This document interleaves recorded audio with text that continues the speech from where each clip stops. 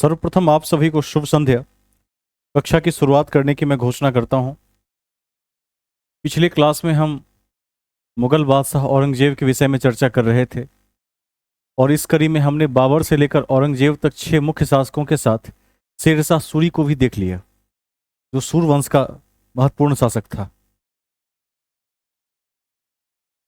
आज की कक्षा में हम उत्तरवर्ती मुगल शासक को देखेंगे और इस कड़ी में एक साथ कुछ शासक आएंगे जो आपके लिए महत्वपूर्ण होंगे, जिसमें बहादुर शाह प्रथम से हम शुरुआत कर सकते हैं। पिछले क्लास में हमने चर्चा की कि हिंदू माताओं के गर्भ से कई शासकों का जन्म हुआ मुगल काल में, जिसमें कौन कौन उल्लेखनीय है। जहांगीर उल्लेखनीय है, शाहजहां उल्लेखनीय है, अहमद शाह प्रथम उल्लेखनीय है, बहादुर शाह प्रथम और बहादुर शाह द्वितीय उल्लेखनीय है। तो इस कड़ी में हम बहादुर शाह को भी देखेंगे और आगे चलकर यह देखेंगे कि उत्तरवर्ती मुगल शासकों के साथ अंग्रेजों का संबंध कैसा रहा, क्योंकि अंग्रेजों का पदार्पण शुरू हो गया था। तो ब्रिटिश शासन की शुरुआत को भी एक तरह से यहां से हम मान सकते हैं। इन्हीं सब बिंदुओं पर यह क्लास आगे बढ़ेगी। तो हेडिंग में लिखिए उत्तरवर्ती मुगल शासक या उत्तरवर्ती मुगल काल। ये आज का हेडिंग होगा, उत्तरवर्ती मुगल काल।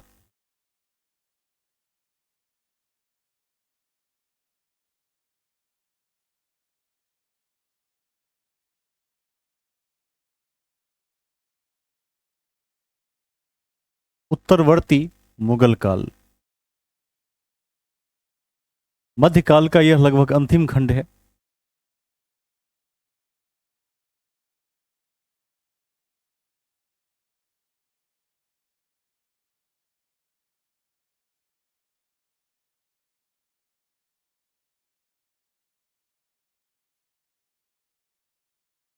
औरंगजेब की मृत्यु कब हुई, कौन बताएंगे? 1707 में हुई। औरंगजेब की मृत्यु के बाद पुनः सत्ता के लिए एक संघर्ष हुआ, जो मुगल काल की डीएनए में है कि जब भी एक शासक समाप्त होता है तो सत्ता के लिए संघर्ष हो जाता है। तो जब इस कड़ी में संघर्ष हुआ तो ऐसा कहा जाता है कि आगरा और धौलपुर के मध्य यह संघर्ष हुआ था, उसी स्थान पर जून 1707 में, और मौजम उत्तराधिकारी के रूप में सफल हुए थे। तो उत्तर मुगल काल की शुरुआत हम यहीं से मान सकते हैं। ठीक है, फर्स्ट पॉइंट इंडिकेट करके लिख दीजिए। देखिए 1707 में औरंगजेब की मृत्यु के बाद 1707 में औरंगजेब की मृत्यु के बाद उत्तराधिकार के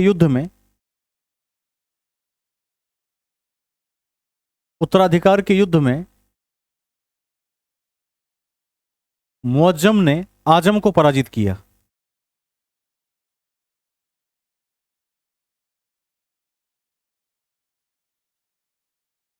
मुअज्जम ने आजम को पराजित किया।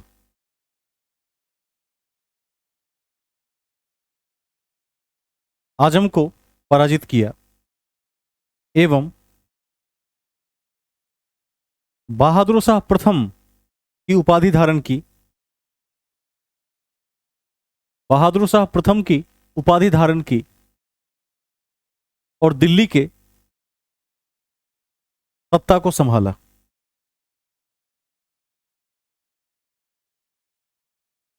ठीक है, दिल्ली के सत्ता को संभाला। एक बार पुनः बताएंगे कहां से छूटा है। के नाम से दिल्ली के शासन को संभाला।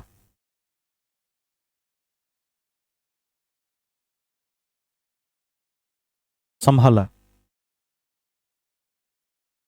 ध्यान रखना है, जब भी सत्ता परिवर्तन हुआ है तो कहीं ना कहीं भाइयों के बीच आपसी युद्ध के माध्यम से जो विजेता रहा वही सत्ता पर आकर काबिज हुआ। लिख दीजिए अगला पॉइंट। औरंगजेब की मृत्यु के समय औरंगजेब की मृत्यु के समय मुअज्जम औरंगजेब की मृत्यु के समय मुअज्जम, तीर का चिन्ह, काबुल मुअज्जम, तीर का चिन्ह काबुल, कौमा, आजम गुजरात, आजम गुजरात, और काम बख्श बीजापुर का सूबेदार था। काम बख्श बीजापुर का सूबेदार था, सूबेदार था। ठीक है, आप देख पा रहे हैं कि यहां 3 पुत्रों के बीच संघर्ष जारी रहा, जिसमें मुख्य जो संघर्ष था वो मुअज्जम के बीच और आजम के बीच था। ठीक है, 1707 में इस संघर्ष में मुअज्जम विजयी हुआ और मुअज्जम का नाम ही आगे चलकर बहादुर शाह प्रथम पड़ा। लेकिन 2 साल के बाद 1709 में इसी मुअज्जम ने जब शासन ग्रहण कर लिया, उसके 2 साल के बाद तीसरे भाई को भी परास्त कर दिया, जिसका नाम काम बख्श था। तो कहाँ का शासक था? सूबेदार था। अभी लिखवा दिए हैं, बीजापुर का सूबेदार था। तो नोट में इस पॉइंट को भी लिख दीजिए अगले पॉइंट में।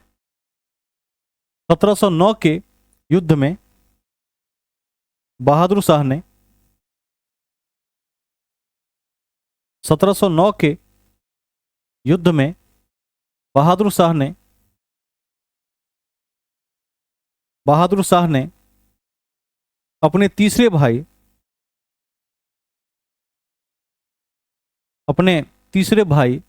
काम बख्श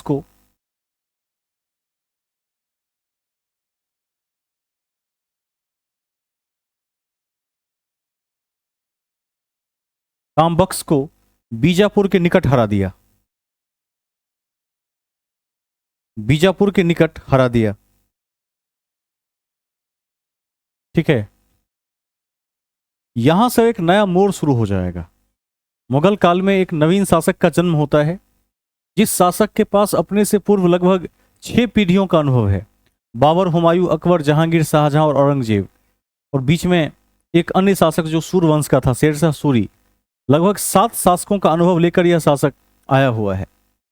बहादुर शाह अथवा मुअज्जम को इस बात की पूरी जानकारी थी कि कट्टर धार्मिक नीतियों के बल पर इस देश में शासन नहीं चला सकते हैं। तो एक तरफ जहां आपने देखा होगा कि गुरु तेग बहादुर को औरंगजेब ने फांसी पर चढ़वा दिया क्योंकि उन्होंने इस्लाम कबूल नहीं किया था, उसके विपरीत इस व्यक्ति ने क्या किया, सिख गुरुओं के साथ समझौता कर लिया और सिखों के 10वें और अंतिम गुरु गोविंद सिंह के साथ इसने समझौता कर लिया। अलग बात है कि बाद में कुछ सिख संगठनों ने इसका विरोध कर दिया, तो इसने उनके विरुद्ध कार्रवाई की। लेकिन यह समझौते की नीति पर चलने वाला विद्वान सुल्तान था, काफी पढ़ा लिखा भी था, समझदार भी था, अन्य सुल्तानों की तरह कट्टर नहीं था। फर्स्ट पॉइंट कहते हैं, इसके आगे वाला पॉइंट लिख देंगे इसमें। देखिए, शाह ए बेखबर, शाह ए बेखबर,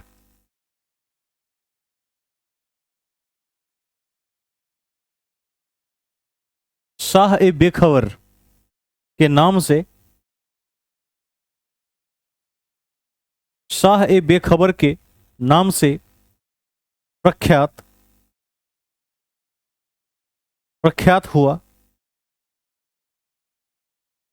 शाह ए बेखबर के नाम से प्रख्यात हुआ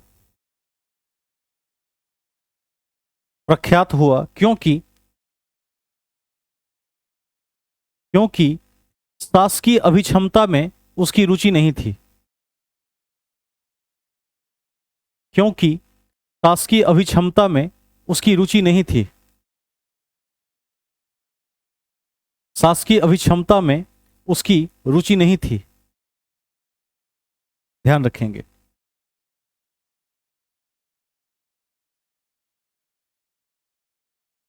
उसकी रुचि नहीं थी मतलब शासन से क्या था, पूरा बेखबर था। इसने देख लिया था कि जिस शासकों ने बहुत शासन से रुचि रखी वो भी ऊपर चले गए। इसने जान लिया था कि जब इतने बड़े बड़े शासक समाप्त हो गए तो मैं क्यों रुचि रखूं। इसने सबसे मित्रता का सिद्धांत अपनाया। अलग बात है कि जिन लोगों ने इसे परेशान करने की कोशिश की उसके विरुद्ध तो मानवीय स्वभाव है कि कार्रवाई करना ही चाहिए, लेकिन जिन लोगों ने इसे परेशान नहीं किया उसके साथ एमिकेबिलिटी बनाए रखा। एमिकेबिलिटी का मतलब क्या होता है? मित्रतापूर्ण संबंध बनाए रखा। ठीक है, ठीक है, आगे चलते हैं। नेक्स्ट पॉइंट लिखेंगे, इसने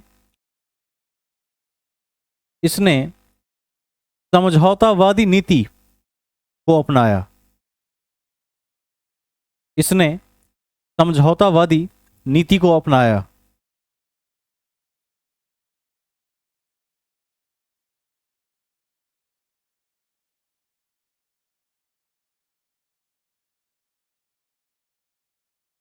ठीक है, अब जो राजा इतना बुद्धिमान हो, और यह राजा के लिए ही नहीं बल्कि आज के परिप्रेक्ष्य में भी जो ब्यूरोक्रेसी है, उसमें, उस ब्यूरोक्रेसी में जो अपर हायरार्की में जो लोग बैठे हुए हैं, उन सब पर यह लागू होता है। आप देखेंगे कि जैसे एक कंपनी में कोई बॉस है, उसके नीचे काफ़ी कर्मचारी काम कर रहे हैं। यदि वह सबको मिला जुला कर चलता है तो उसकी कंपनी सफल रहती है, और यदि वो दूसरों से शत्रुता मोल लेकर चलता है तो भले ही उसके पास पावर और अथॉरिटी ज़्यादा हो, लेकिन उसकी कंपनी विफल हो जाती है। राजत्व के सिद्धांत में भी इस नीति का बड़ा महत्व है। इसने क्या किया, इसने देख लिया था कि मुझसे पहले जितने भी शासक आए, जहां जहां अमीरों ने विद्रोह कर दिया, उलेमाओं ने विद्रोह कर दिया, वो शासक बाद में टिक ना सका। इसने क्या किया, इसके राज्य के जो भी छोटे मोटे गुट थे अंदर के, सभी के साथ समान बर्ताव रखता था, सभी के साथ मित्रतापूर्ण बर्ताव रखता था।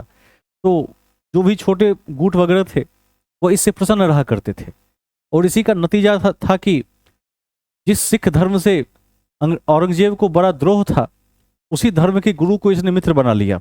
लिख दीजिए, सिखों के 10वें गुरु,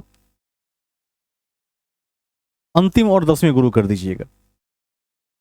सिखों के अंतिम और 10वें गुरु गोविंद सिंह, सिखों के 10वें और अंतिम गुरु गोविंद सिंह,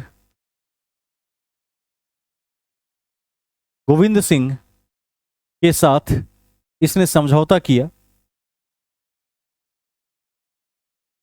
इसने समझौता किया एवं उन्हें उच्च मनसब की उपाधि प्रदान की। उन्हें उच्च मनसब की उपाधि प्रदान की।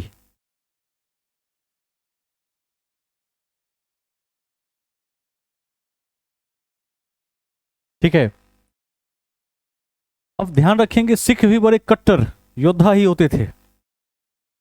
धर्म तो था ही, धर्मगुरु तो थे ही, लेकिन शस्त्र और शास्त्र दोनों की शिक्षा उनके साथ समाहित थी। तो जब गुरु गोविंद सिंह की मृत्यु हो गई, तो उसमें एक अगला गुरु हुआ बंदा बहादुर। बंदा बहादुर ने कहा कि इसको छोड़ेंगे नहीं, क्योंकि इसी के पिता ने हमारे पूर्व गुरु तेग बहादुर की हत्या करवा दी है। उसने विद्रोह कर दिया। अब क्या करे, राजा है, राजा का डायरेक्ट विद्रोह करेंगे तो प्रशासन का सामना करना ही पड़ेगा। उसने कार्रवाई कर दी और बंदा बहादुर के साथ उसका विद्रोह जारी रहा। इसको भी लिख दीजिए। देखिए, कालांतर में गुरु गोविंद सिंह की मृत्यु के पश्चात, कालांतर में गुरु गोविंद सिंह की मृत्यु के पश्चात, मृत्यु के पश्चात सिख गुरु बंदा बहादुर ने विद्रोह खड़ा कर दिया। विद्रोह खड़ा कर दिया। विद्रोह खड़ा कर दिया। अतः इसे कार्रवाई करनी पड़ी।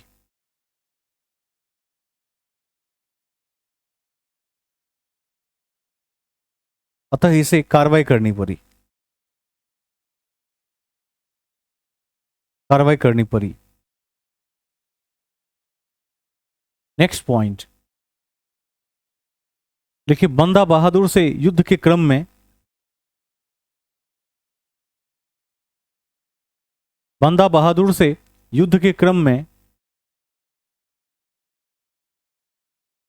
युद्ध के क्रम में फरवरी 1712 में बहादुर शाह प्रथम की मृत्यु हो गई। बहादुर शाह प्रथम की मृत्यु हो गई।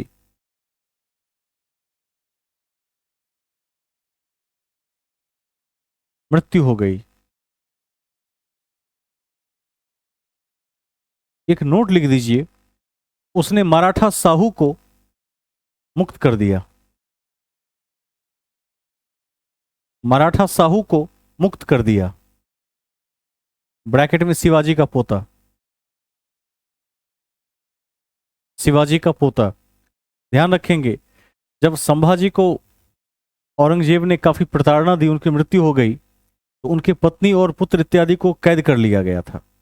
लेकिन चूंकि बहादुर शाह प्रथम थोड़ा उदार था, तो उसने क्या किया, उनके पुत्र पौत्र को, ठीक है, मुक्त कर दिया, वापस से मराठों के पास भेज दिया। नेक्स्ट पॉइंट, अगला बिंदु देखिए, फरवरी 1712 में, फरवरी 1712 में बहादुर शाह प्रथम की मृत्यु के पश्चात, बहादुर शाह प्रथम की मृत्यु के पश्चात, मृत्यु के पश्चात उसके चार पुत्रों, उसके चार पुत्रों, चार पुत्रों जहांदार शाह, जहांदार शाह, कौमा,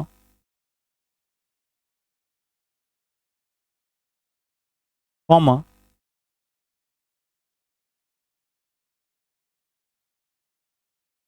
अजीम उस्सान,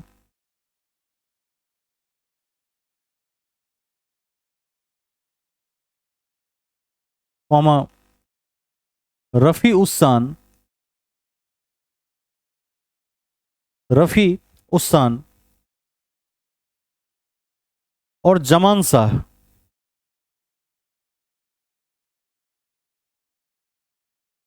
और जमान शाह के बीच, जमान शाह के बीच सत्ता को लेकर संघर्ष हुआ। सत्ता को लेकर संघर्ष हुआ, जिसमें जहांदार शाह विजयी रहा।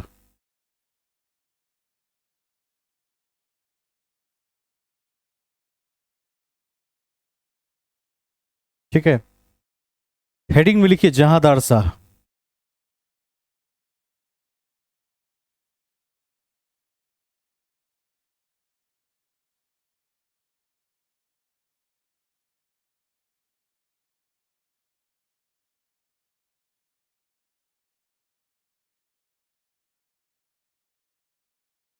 ब्रैकेट में लंपट मूर्ख,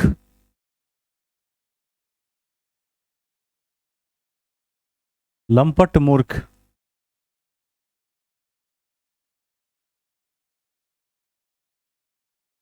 1712 से 1713, 1712 से 1713।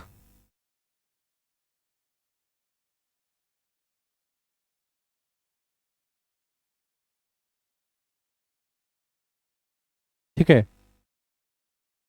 अब इसके विषय में जान लेते हैं, इसे लंपट मूर्ख क्यों कहा जाता है। कुछ तो कारण रहा होगा। मूर्ख तो समझ में आता है, लेकिन लंपट मूर्ख का अर्थ है कि यह क्या था, कैरेक्टरलेस व्यक्ति था। तो सबसे जो पहली बात है इसमें, वो ये है कि कठपुतली शासक था, जुल्फिकार खां के सहयोग से गद्दी पर बैठा था। ठीक है, इस पॉइंट को लिख दीजिए। देखिए, ईरानी दल के नेता, ईरानी दल के नेता जुल्फिकार खां, जुल्फिकार खां के सहयोग से गद्दी पर बैठा था, के सहयोग से गद्दी पर बैठा था, बैठा था, जिसके कारण कठपुतली शासक कहलाया।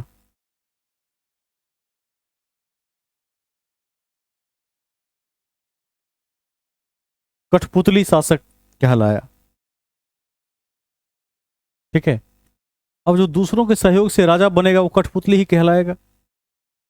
डर काफी था इसके अंदर, को पता था कि अधिक दिन टिक नहीं पाएंगे, तो यह मात्र 1 साल टिका रहा। इसको भी ध्यान रखिएगा। लेकिन एक ही साल में इसने कुछ ऐसा कर लिया ताकि इसको इतिहास में याद रखा जाए। चर्चित होने का 2 तरीका है। एक तरीका है कि अच्छे कर्म करके भी चर्चित रहा जा सकता है, जिसका मार्ग बड़ा कठिन है। और एक तरीका है कि किसी भी तरह से बुरे कर्म के माध्यम से भी क्या किया जाए, खुद को चर्चित रखा जाए। तो यह उसी में से एक था। वैसे इसके कुछ सकारात्मक पहलू भी हैं, लेकिन नकारात्मक ज्यादा हैं। लिख दीजिए, लाल कुंवर नामक नर्तकी के प्रभाव में था। लाल कुंवर नामक नर्तकी के प्रभाव में था। नर्तकी के प्रभाव में था।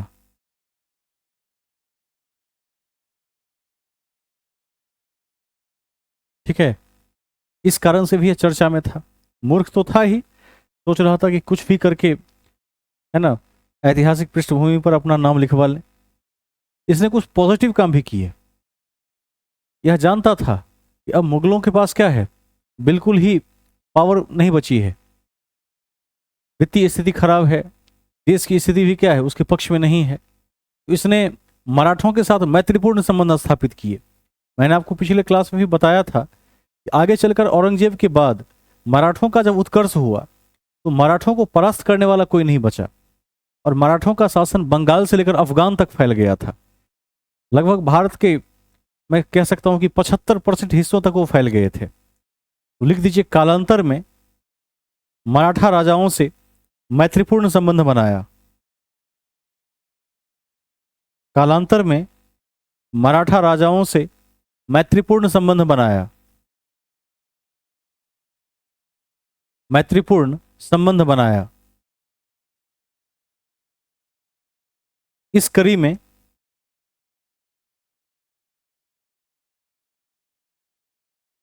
इस कड़ी में उसने आमेर के राजा जयसिंह को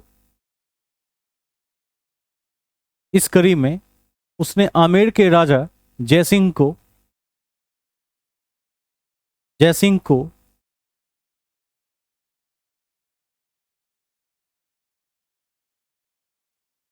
मिर्जा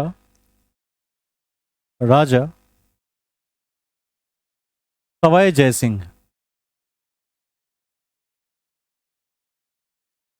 की उपाधि दी।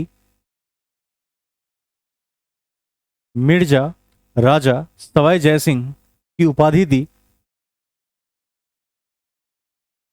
उपाधि दी एवं मालवा का सूबेदार बनाया।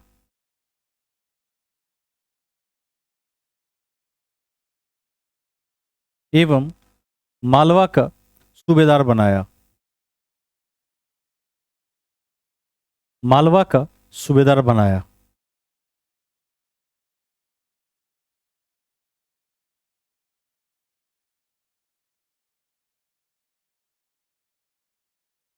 ठीक है, आगे चलते हैं। अब चूंकि एक तरफ मराठे क्या हैं, उत्कर्ष में हैं, मराठों के वंशज संभाजी के प्रताड़ना के कारण मृत्यु के बाद मराठा बदला लेने की फिराक में थे। उनका संभाजी का जो पुत्र था वो साहूजी महाराज, जो शिवाजी के पौत्र थे। साहूजी महाराज को इसके पहले के शासक ने क्या किया था, मुक्त कर दिया था, जिसका नाम था बहादुर शाह। ठीक है। तो जहांदार शाह यह जानता था अब वापस मराठों से टक्कर लेने का मतलब है कि मृत्यु, क्योंकि मराठों को जीत नहीं सकते थे। तो इसने पहली बार ऐसा किया कि जजिया को रोका, तत्काल रोक दिया इसने, और चौठ और सरदेशमुखी वसूलने का अधिकार साहूजी महाराज को दिया कुछ प्रांतों में। इसको नोट में लिख दीजिए। लिखिए, जहांदार शाह ने साहू जी को कुछ शर्तों पर साहू जी को कुछ शर्तों पर दक्कन के दक्कन के चौथ एवं सरदेशमुखी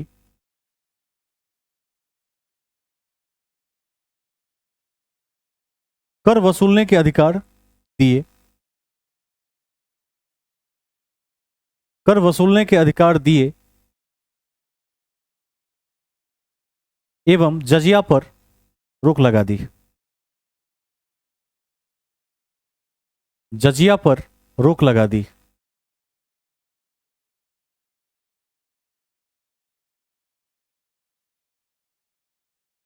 ठीक है, नेक्स्ट पॉइंट।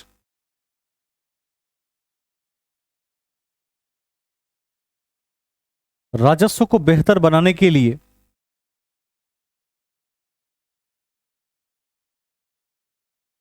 राजस्व को बेहतर बनाने के लिए इजारा व्यवस्था की शुरुआत की। राजस्व को बेहतर बनाने के लिए इजारा व्यवस्था की शुरुआत की।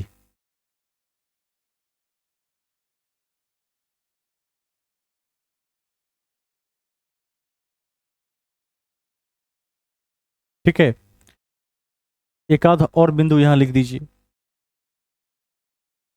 जहांदार शाह को लंपट मूर्ख भी कहा जाता था। वेरी वेरी इंपॉर्टेंट कर लीजिए, पूछा जाएगा। जहांदार शाह को लंपट मूर्ख भी कहा जाता था। कहा जाता था।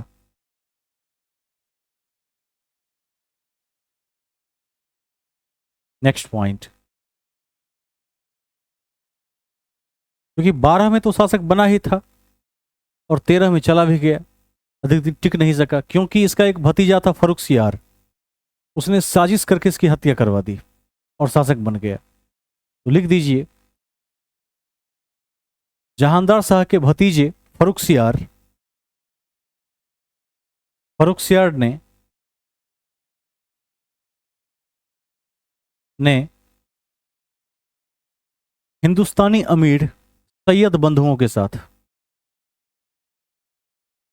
हिंदुस्तानी अमीर सैयद बंधुओं के साथ सैयद बंधुओं के साथ साथ मिलकर मिलकर 1713 में 1713 में बादशाह को अपदस्थ करवा दिया। 1713 में बादशाह को अपदस्थ करवा दिया एवं हत्या करवा दी। एवं हत्या करवा दी। हत्या करवा दी। ठीक है, नेक्स्ट पॉइंट। हेडिंग में लिखिए फर्रुखसियर।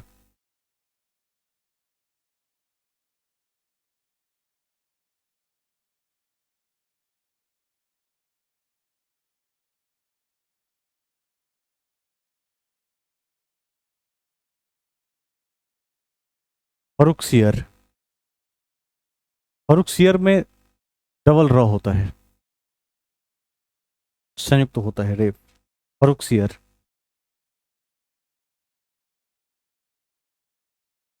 ठीक है, इतिहास में ध्यान रखिएगा, राजा बनाने वाले के नाम से सैयद बंधु जाने जाते हैं, जिनमें इतनी क्षमता थी कि किसी को भी राजा बना सकते थे, इतनी कूटनीति जानते थे। लिख दीजिए, इतिहास में राजा बनाने वाले इतिहास में राजा बनाने वाले सैयद बंधुओं के नाम से विख्यात सैयद बंधुओं के नाम से विख्यात विख्यात अब्दुल्ला खां तथा हुसैन अली हुसैन अली हुसैन अली के सहयोग से के सहयोग से 1713 में 1713 में फरुखसियर बादशाह बना। फरुखसियर बादशाह बना, ध्यान रखेंगे इसको। सैयद बंधुओं के बारे में बहुत बार प्रश्न पूछा गया है। कई बार तो ऐसे पूछा जाता है कि राजा बनाने वाले के नाम से कौन विख्यात है, और दोनों का नाम दे देता है। तो ये दोनों नाम आपके लिए अत्यंत महत्वपूर्ण हैं। और जहां आपने हेडिंग में फरुखसियर लिखा है, वहां ब्रैकेट में लिख सकते हैं 1713 से 1719, इसको लिख दीजिए।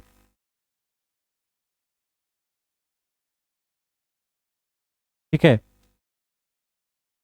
अब चूंकि इन दोनों भाइयों ने मिलकर फरुखसियर को राजा बनाया, तो इनका भी कुछ हित रहा होगा कि हम मंत्री बन जाएं, तो बन गए मंत्री। इसको भी लिख दीजिए। नीचे लिखिए अब्दुल्ला खां, तीर का चिन्ह, वजीर।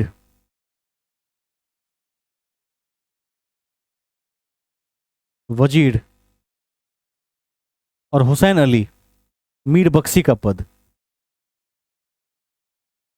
हुसैन अली, मीर बख्शी का पद। ठीक है। नेक्स्ट पॉइंट, जजिया के बारे में सबको बता चुके थे कि जब औरंगजेब ने जजिया को लागू किया तो अंतिम रूप से किसने समाप्त किया? रंगीला ने समाप्त किया। और उसको सलाह देने वाले कौन थे? सैयद बंधु ही थे। ठीक है, लिख दीजिए अगला पॉइंट। सैयद बंधुओं ने सैयद बंधुओं ने जजिया पर रोक लगवाई और तीर्थ यात्रा कर भी समाप्त करवाया। और तीर्थ यात्रा कर भी समाप्त करवाया। समाप्त करवाया। ठीक है, ध्यान रख लेंगे इसे। समाप्त करवाया। देखिए, फरुखसियर का राज्याभिषेक पटना में हुआ, जो बिहार की सभी परीक्षाओं के लिए अति महत्वपूर्ण है। फरुखसियर का राज्याभिषेक पटना में हुआ, जो बिहार की सभी परीक्षाओं के लिए अति महत्वपूर्ण है। बिहार की सभी परीक्षाओं के लिए अति महत्वपूर्ण है।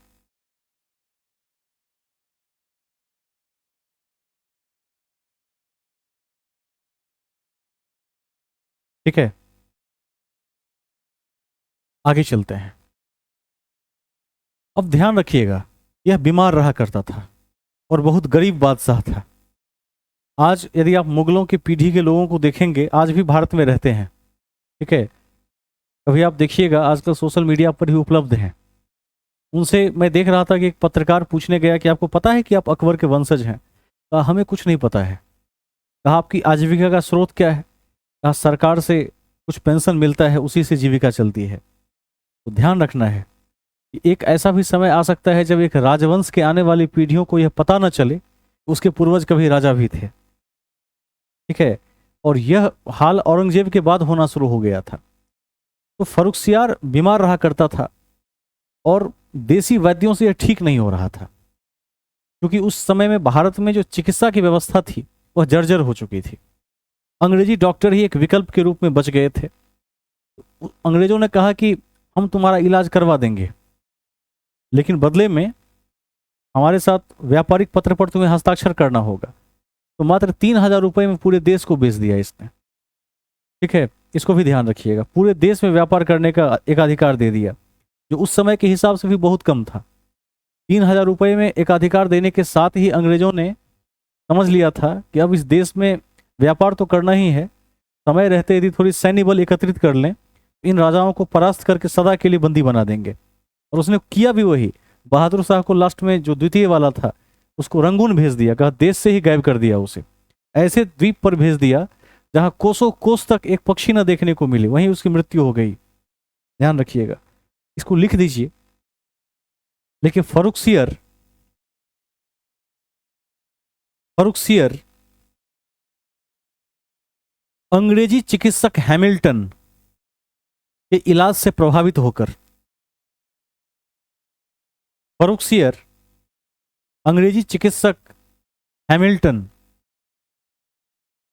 के इलाज से प्रभावित होकर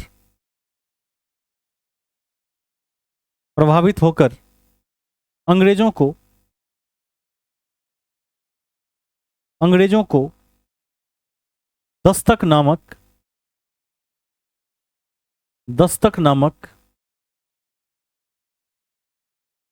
एक मुक्त व्यापारिक पत्र दिया।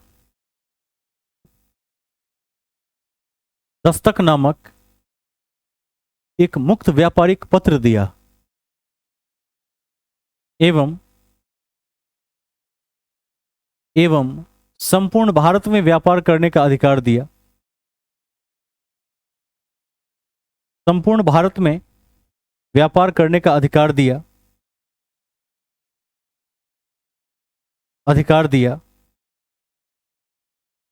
जिसे स्वर्ण फरमान या कंपनी का मैग्ना कार्टा कहा जाता है।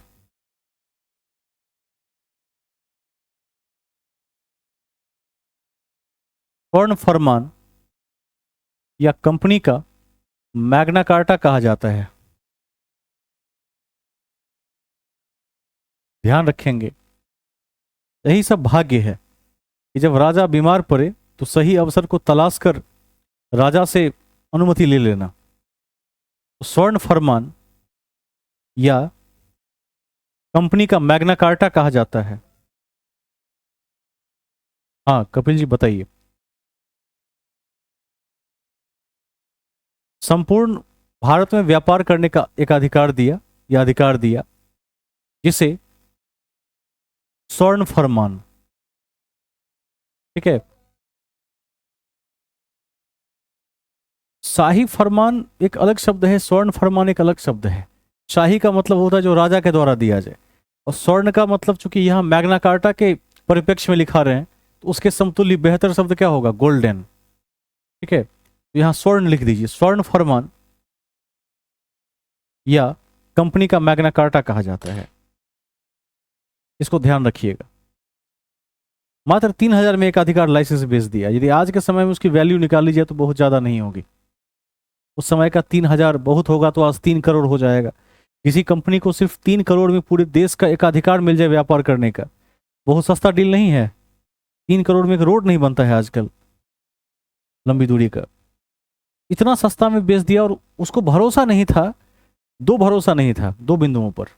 एक तो हिम्मत हार चुका था कि मैं बचूंगा, और यदि बच गया तो मैं राजा ही रहूंगा, इस बात का भी भरोसा नहीं था। क्योंकि वो देख चुका था कि उसके पहले के जो राजा बने वह 2 साल में निपट गए। क्योंकि मुगल परंपरा में हत्या करने की परंपरा रही है। हर समय 24/7 इस बात का भय रहता होगा कि क्या पता कोई गुट न तैयार हो जाए, हत्या न कर दे। इसी सब के कारण उसने क्या किया, सोचा कि 3000 रुपया मिल गया, यही बहुत बड़ी बात है। उसने जारी कर दिया स्वर्ण फरमान, और अंग्रेजों ने इस स्वर्ण फरमान को एक अपॉर्चुनिटी के रूप में लिया, और उन्होंने काम भी किया इसके साथ, जबरदस्त काम किया। आप देखेंगे ज्यादा नहीं, 1713 में तो अभी हम हैं, 1757 आते आते चुनौती दे दी, परास्त कर दिया प्लासी की लड़ाई में 23 जून 1757 को। और जब बक्सर की लड़ाई हुई, कब हुई? 1764 में। तो बक्सर की लड़ाई के बाद उत्तर भारत में अंग्रेजों का सामना करने वाला कोई नहीं बच गया। घोषणा कर दिया कि अब राजा हम बनाएंगे। मात्र 40 वर्षों के अंदर यह साबित कर दिया। उसके बाद मीर जाफर, मीर कासिम इत्यादि का इतिहास आप देखते हैं, वो सब क्या मोहरे हैं, उसको ब्रिटिश चला रहे हैं। बचा दक्षिण भारत। 1799 जाते जाते क्या किया, टीपू सुल्तान का भी अंत कर दिया, उसको भी परास्त कर दिया। कई बार छल कपट हुआ, कई बार निजाम इत्यादि को ब्रिटिश ने अपनी तरफ मिलाया, तो टीपू सुल्तान ने अपनी तरफ मिला लिया बाद में। लेकिन इतने छल कपट के बावजूद भी किसी को ब्रिटिशर्स ने जीतने नहीं दिया। कारण था, 2-3 कारण था। एक तो सबसे बड़ा कारण था कि उनकी रणनीति अच्छी थी। दूसरा कि बंदूक की बहुलता थी उनके पास। भारतीय राजाओं के पास बंदूक और तोपों की उतनी बहुलता नहीं थी। तीसरा, उनके पास संचार तकनीक था। जब तक भारत के राजा कबूतर को पत्र लिखकर देते थे कि तुम फलां राज्य में जाकर भेज दो, तब तक यह टेलीग्राम के माध्यम से संदेश पहुंचा दिया करते थे। रास्ते में ही रास्ता घेर लेते थे। पता जैसे चलता था कि 3 तरफ से 3 राजाओं की सेना की टुकड़ी आ रही है और अंग्रेजों पर आक्रमण करेगी। यह उसके पहले तीनों दिशाओं में 3 सेना नायक भेज दिया करते थे और तीनों सेनाओं को वहीं रोक दिया करते थे, कभी एकता नहीं होने दी। तो ब्रिटिशर्स ने या कंपनी ने इसको एक अवसर के रूप में लिया था, कमाल का अवसर था। एक आध पॉइंट और भी होंगे इसमें, लिख दीजिए। नेक्स्ट पॉइंट, फर्रुखसियर के कार्यकाल में ही सिख नेता बंदा बहादुर को मृत्युदंड दे दिया गया। फर्रुखसियर के काल में ही सिख नेता बंदा बहादुर को मृत्युदंड दे दिया गया। मृत्युदंड दे दिया गया।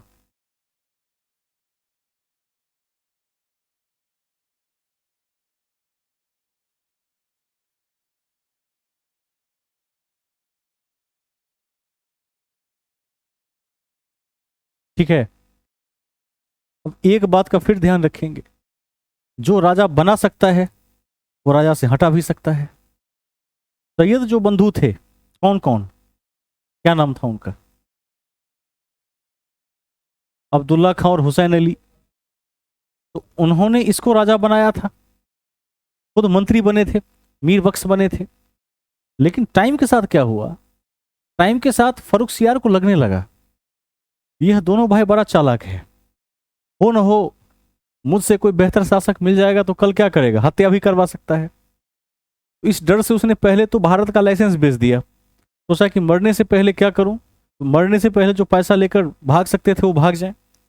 लेकिन उसने देखा कि कुछ ही सालों के अंदर, शासन के सत्ता के लगभग 4-5 सालों के अंदर में उसने देखा कि अली बंधुओं का वर्चस्व, सैयद बंधुओं का वर्चस्व बहुत बढ़ रहा है। उसने इसे रोकने का प्रयास किया।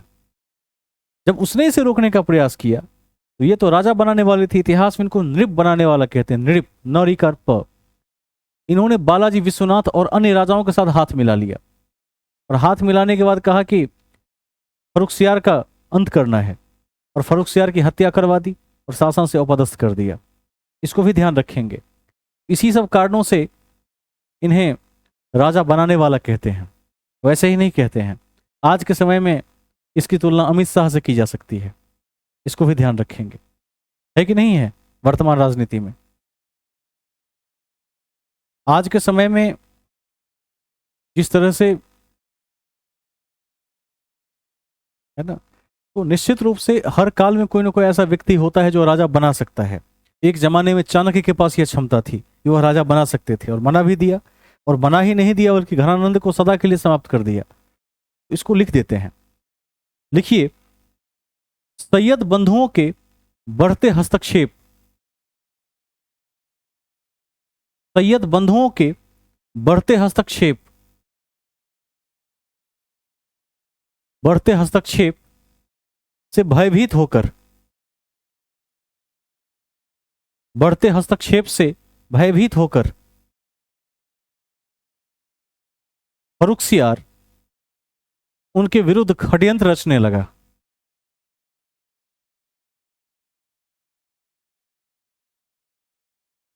फर्रुखसियार उनके विरुद्ध षड्यंत्र रचने लगा, षड्यंत्र रचने लगा। लेकिन लेकिन समय से पूर्व, समय से पूर्व इस बात का पता चल जाने पर, समय से पूर्व इस बात का पता चल जाने पर, चल जाने पर मराठा पेशवा बालाजी विश्वनाथ, मराठा पेशवा बालाजी विश्वनाथ, यह पहले पेशवा थे, इसको भी ध्यान रखिएगा। मराठा पेशवा बालाजी विश्वनाथ, कौमा मारवाड़ के अजीत सिंह, मारवाड़ के अजीत सिंह, मारवाड़ के अजीत सिंह के सहयोग से सहयोग से जून 1719 में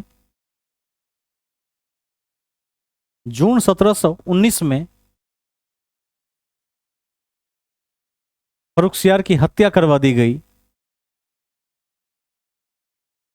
जून 1719 में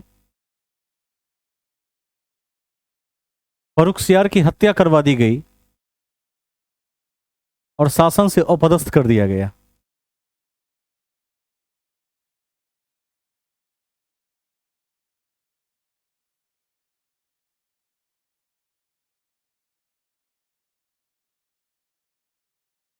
ठीक है, नेक्स्ट पॉइंट, फर्रुखसियार को घृणित कायर भी कहा जाता है।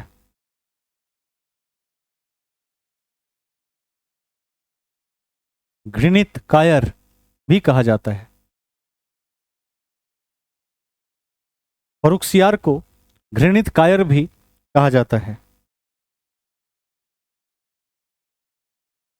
है,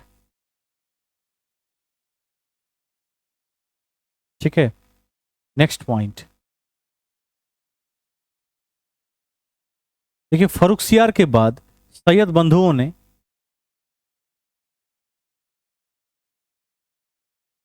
फर्रुखसियार के बाद सैयद बंधुओं ने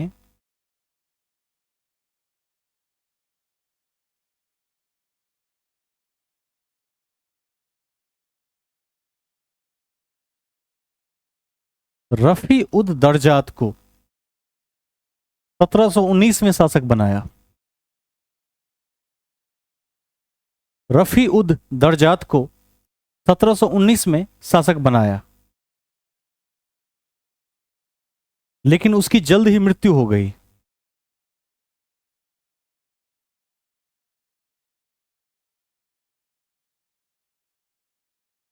ब्रैकेट में लिख देंगे बीमारी से, डिजीज से। उसकी जल्द ही मृत्यु हो गई, यानी बना और समझिए कुछ माह में चल बसा। उसके बाद सैयद बंधुओं ने रफी उद दौला को बादशाह बनाया। उसके बाद सैयद बंधुओं ने रफी उद दौला को बादशाह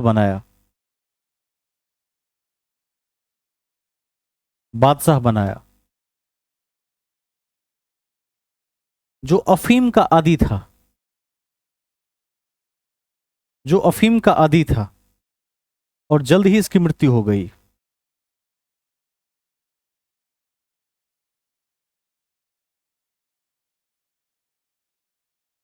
ठीक है, अब अफीम का सेवन करेगा तो थोड़ी जी पाएगा, मरना ही था, वो भी चल बसा। देखिए, उसके बाद नेक्स्ट पॉइंट, उसके बाद सैयद बंधुओं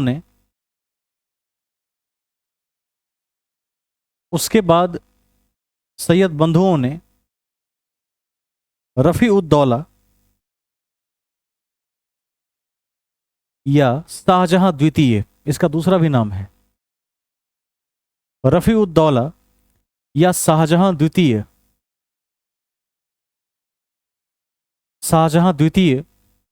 के पुत्र रोशन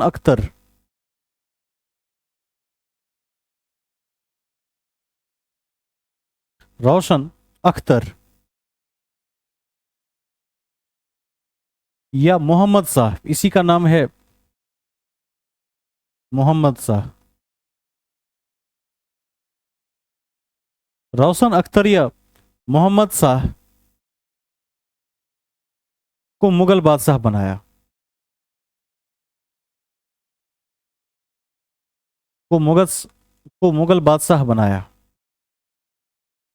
देखिए, चार चार को राजा बना दिया, किंग मेकर, इसीलिए बोलते हैं कि राजा बनाने वाले के नाम से विख्यात हैं, नृप निर्माता कहे जाते हैं। नोट में लिख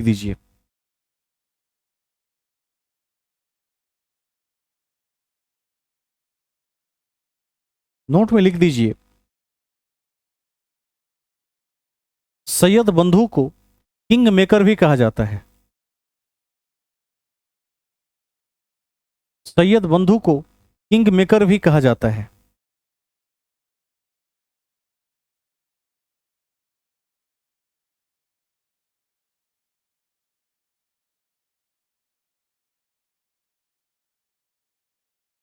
ठीक है। नोट नंबर 2, देखिए मोहम्मद शाह रंगीला के समय में, मोहम्मद शाह रंगीला के समय में तुरानी दल,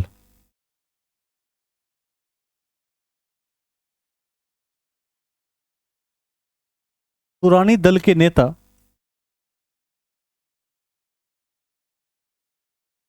चिंकलिज खां,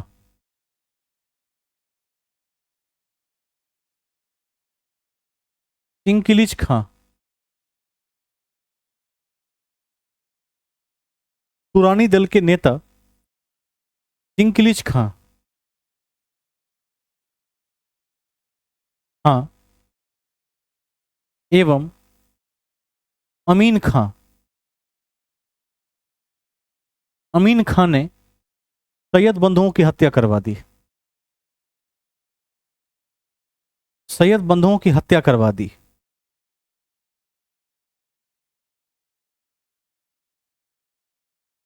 हत्या करवा दी। ठीक है, ध्यान रखिएगा, कई गुट हुआ करते थे, ईरानी गुट, अफगानी गुट। ठीक है, तो जो किंग मेकर थे वो साफ हो गए और दूसरा किंग मेकर आ गया उसके बाद। कभी कभी गुट के बारे में मिलान करने के लिए भी दे देता है। आप एक अगला नोट लिख लीजिए, उसमें गुट को तय कर लेते हैं कितने गुट थे उस समय। उसमें पार्ट ABC करके लिख देंगे। ए में लिखिए तुरानी गुट, तुरानी गुट, तीर का चिन्ह, तीर का चिन्ह लिखिए। यह मध्य एशिया के सुन्नी मुसलमान थे। यह मध्य एशिया के सुन्नी मुसलमान थे, सुन्नी मुसलमान थे, जिसमें जिसमें चिंकलिज खां, अमीन खां एवं जाकारिया खां प्रमुख हैं। चिंकलिज खां, अमीन खां एवं जाकारिया खां प्रमुख हैं, प्रमुख हैं। ठीक है,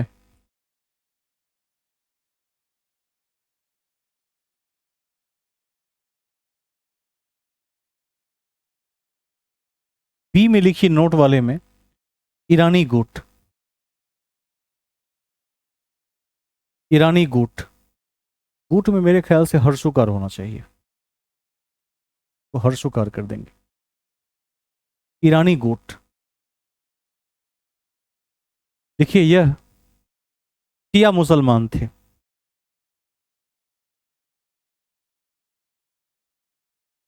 यह शिया मुसलमान थे, शिया मुसलमान थे, जिसमें जुल्फिकार खां, जुल्फिकार खां कौमा अमीर खां, अमदरी का र, अमीर खां कौमा सादत खां, सआदत, सादत खां और इसहाक खां,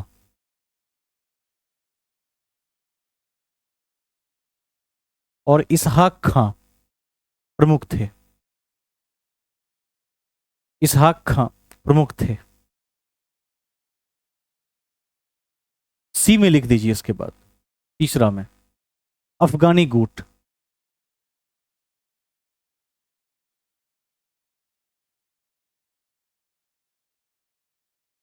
देखिए इसमें अली मोहम्मद खां और मोहम्मद बंगस,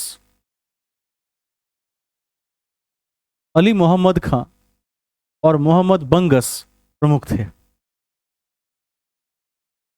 अली मोहम्मद खां और मोहम्मद बंगस प्रमुख थे, प्रमुख थे।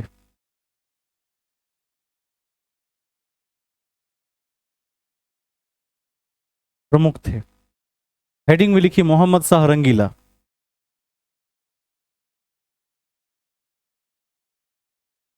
मोहम्मद शाह रंगीला।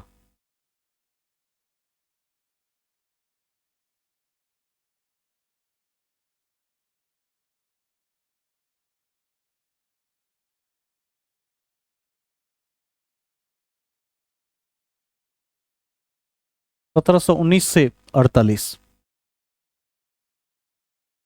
मोहम्मद शाह रंगीला 1719 से 48। 19 से 48 ये लंबा चला। ये लगभग देखा जाए तो 28-29 साल तो जरूर रहा। काफी स्टेबल शासन रहा इसका, देखा जाए तो इन शासकों के सापेक्ष। अब आपने देख लिया कि इसके पूर्व किस किस तरह के गुट थे, और जो समझदार शासक था वो गुटों को साथ लेकर चलता था, और जिस शासकों ने गुटों के विरुद्ध में षड्यंत्र रचने की कोशिश की तो किंग मेकर जैसे गुटों ने क्या किया, उसको समाप्त कर दिया, शासन भी समाप्त कर दिया और हत्या भी करवा दी। इस प्रकार यह दौर मुगल शासन के दौर में संघर्ष का काल कहा जाता है, स्ट्रगल पीरियड कहा जाता है। अब हम मोहम्मद शाह रंगीला के विषय में जानेंगे। कहते हैं कि चूंकि अंग्रेजों को इस समय तक मैग्ना कार्टा मिल चुका था, अपने हिसाब से व्यापार करने की छूट मिल चुकी थी, और किसी उत्तरवर्ती मुगल शासक में इतनी क्षमता नहीं थी कि एकाएक उसे रोक सके अथवा उस पावर को वापस ले सके। इस कड़ी में कहा जाता है कि मोहम्मद शाह रंगीला के बाद मुगल साम्राज्य का अति तेजी से पतन होना शुरू हो गया। ठीक है, फर्स्ट पॉइंट यही लिखिए, मुगल साम्राज्य का सर्वाधिक तेजी से पतन आरंभ हुआ। सर्वाधिक तेजी से पतन आरंभ हुआ। पतन आरंभ हुआ। ठीक है, तो कोई बताएंगे कि मयूर सिंहासन किसने बनवाया था? जल्दी लिखवा दिए हैं, शाहजहां ने। और उसका, वेरी गुड, और उसको बनाया किसने था, किस वास्तुकार ने? बेबादल खां ने बनाया था। ये सबको याद होना चाहिए, ध्यान रखिएगा। उसमें हीरा और रत्न जड़ित था, और मयूर सिंहासन पर बैठने वाला यह अंतिम मुगल बादशाह था, मोहम्मद शाह रंगीला। इसे छीन कर लेकर चला गया, एक व्यक्ति आया था विदेश से, वो छीन कर लेकर चला गया। इसको भी ध्यान रखिएगा, इतना ही कमजोर बादशाह हो गया था। कौन छीन कर ले गया था? नादिर शाह। इसको नहीं भूलेंगे, लिख दीजिए। मयूर सिंहासन पर बैठने वाला, हाँ नहीं था, मुगल सिंहासन पर बैठने वाला, मयूर सिंहासन पर बैठने वाला अंतिम मुगल बादशाह था। अंतिम मुगल बादशाह था।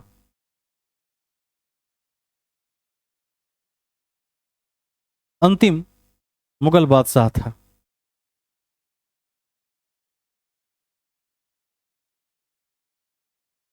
वो बताएंगे कि जो ईरान का नेपोलियन नादिर शाह था, उसका आक्रमण कब हुआ? वेरी गुड, 1739 में हुआ था। ध्यान रखना है, करनाल के युद्ध के बाद 1739 में इससे मयूर सिंहासन तक थे तो सब छीन छान कर ले गया, जिसमें कोहिनूर हीरा भी साथ ले गया था। लिख दीजिए अगला पॉइंट, लिखिए। अति महत्वपूर्ण है कि, अति महत्वपूर्ण है कि इस समय, अति महत्वपूर्ण है कि इस समय, इस समय ईरान के नेपोलियन नादिर शाह ने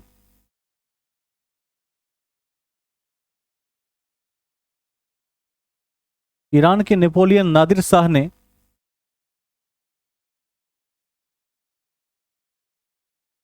करनाल के युद्ध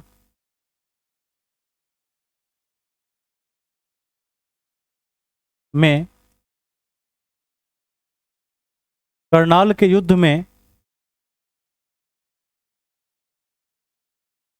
में मयूर सिंहासन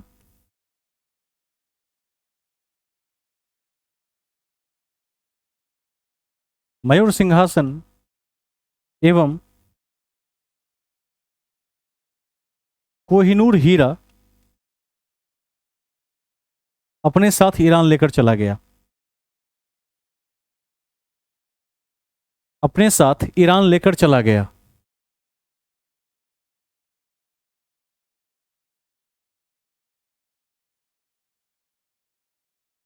ईरान लेकर चला गया।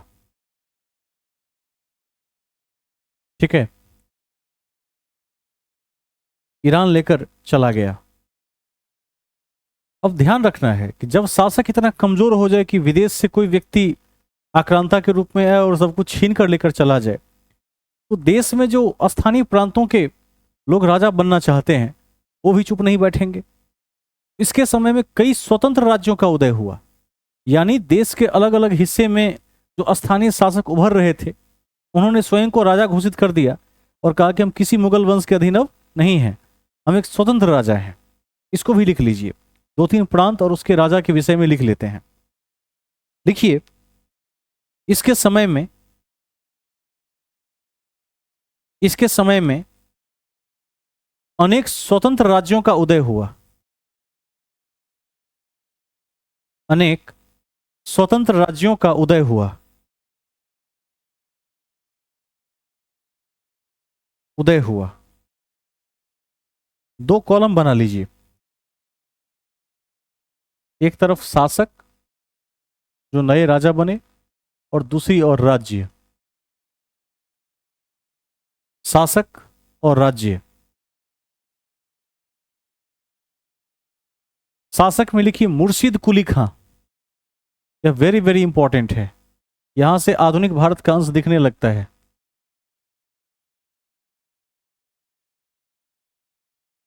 मुर्शिद कुली खां, इसके नेतृत्व में क्या अलग हुआ? बंगाल आजाद हो गया। मुर्शिद कुली खां, बंगाल। कई बार मिलान करने के लिए आपको पूछा जाएगा ये। सादत खां, अवध।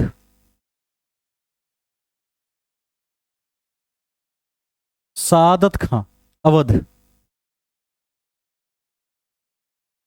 अवध। निजामुल मुल्क या चिंकलिज खां, हैदराबाद।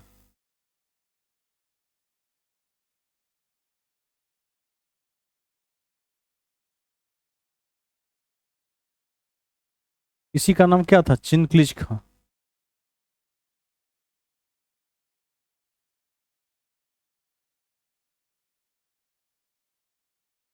हैदराबाद।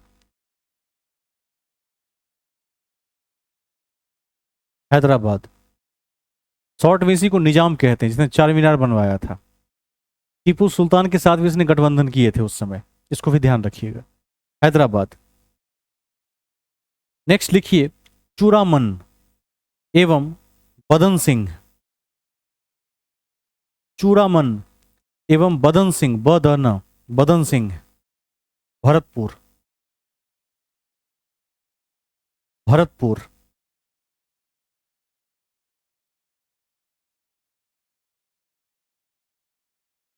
भरतपुर, ध्यान रखिएगा। नेक्स्ट पॉइंट नोट में लिख दीजिए। देखिए, इसी के काल में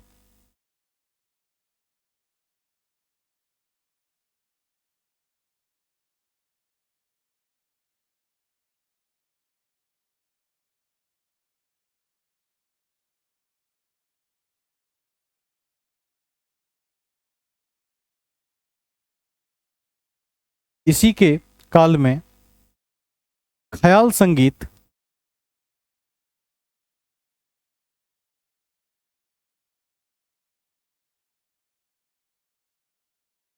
ख्याल संगीत की स्थापना की स्थापना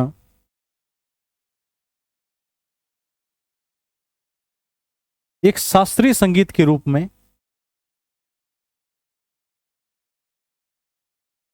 एक शास्त्रीय संगीत के रूप में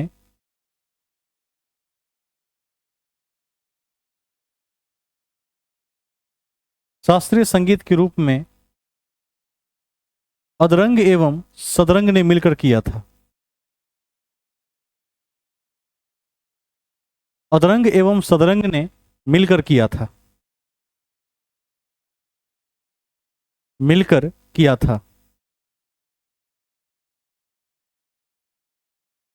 वैसे ध्यान रखना है कि इसकी स्थापना 16वीं सदी में ही हो चुकी थी, लेकिन इसका विकास इस समय इन दोनों भाइयों ने मिलकर किया। इसको ध्यान रख लेंगे, अदरंग और सदरंग ने मिलकर किया था। ठीक है, नेक्स्ट पॉइंट लिखिए। अगला बिंदु, मोहम्मद शाह रंगीला को मोहम्मद शाह रंगीला को हरम में अधिक समय बिताने के कारण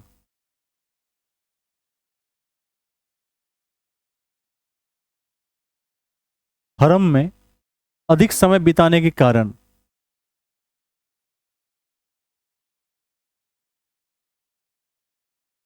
असंयत और विलासी शासक कहा जाता है। असंयत और विलासी शासक कहा जाता है। असंयत और विलासी शासक कहा जाता है, जिसके कारण उसे रंगीला कहा गया है।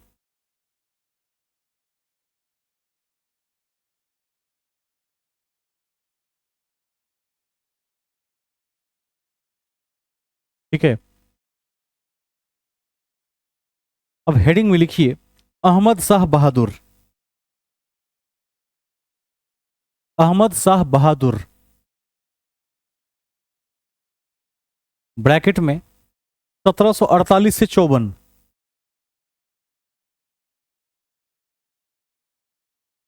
1748 से 54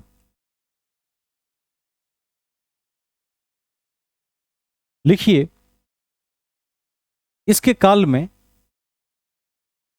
प्लासी का युद्ध हुआ। इसके काल में प्लासी का युद्ध हुआ एवं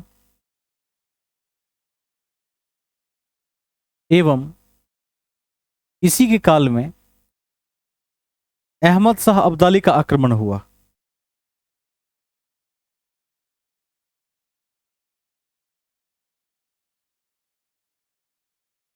अहमद शाह अब्दाली का आक्रमण हुआ।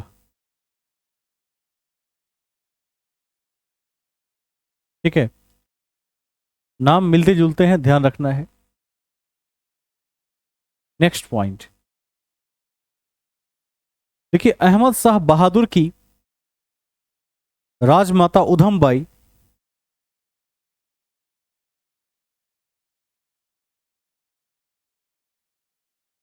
राजमाता उधमबाई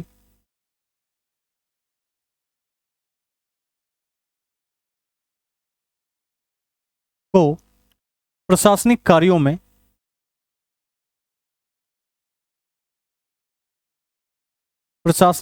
में विशिष्टता के कारण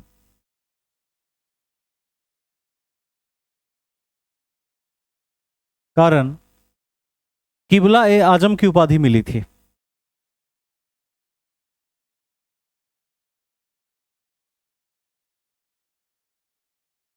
उपाधि मिली थी।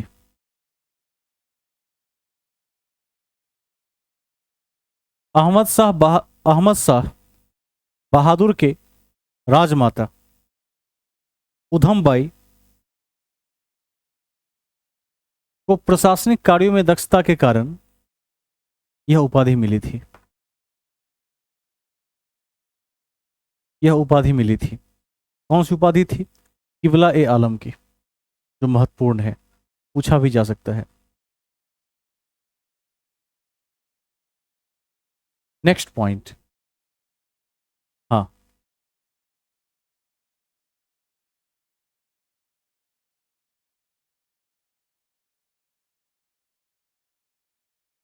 एक बार थोड़ा सा रुक जाएंगे, साउंड बढ़ा देते हैं, आवाज सबकी कम आ रही है आज। एक बार दोबारा बताया जाए।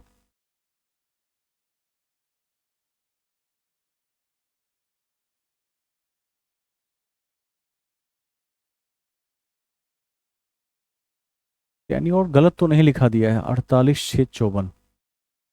इसका टेनर एक बार चेक कर लेते हैं, हो सकता है कि इसमें मिस्टेक हो।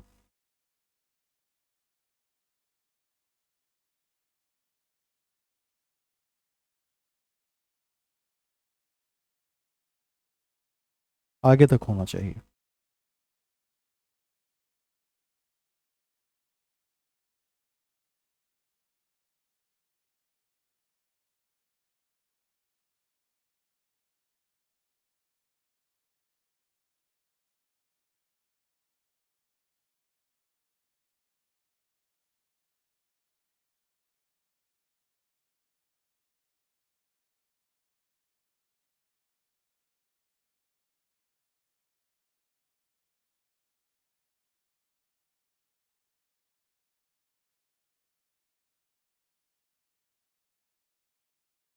थोड़ा संशोधन कर देंगे इसमें, काल ठीक ही है।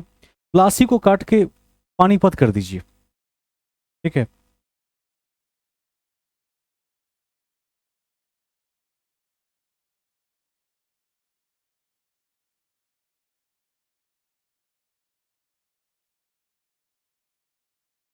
या उस लाइन को ही काट दीजिए अभी, आगे लिखवा देंगे उस लाइन को। प्लासी थोड़ा आगे चला जाएगा। इसवी ठीक ही लिखवाया था मैंने, 54 तक ही है शासनकाल। लेकिन एक चीज है, थोड़ा रुक जाएंगे। एक एक मिनट, एक मिनट। सही ही लिखवाया था। प्लासी वापस से लिख दीजिए, सही था वो, गलत नहीं था। उसको दोबारा लिख दीजिए, प्लासी ठीक ही था, सही ही है। क्योंकि यह अपदस्थ हो गया था बाद में, ये भी तो है। 1775 तक जीवित रहा, इसी के टाइम में हुआ था प्लासी। पानीपत भी हुआ था, तीसरा वार 1761 में, और प्लासी भी हुई थी, और बक्सर भी हुआ था, लेकिन ये जीवित था आगे तक। 1775 में इसकी मृत्यु हुई है। ठीक ही है, सही था। शासक बदलते रहे बीच बीच में। कहाँ थे हम, एक बार देख लीजिए नेक्स्ट पॉइंट में।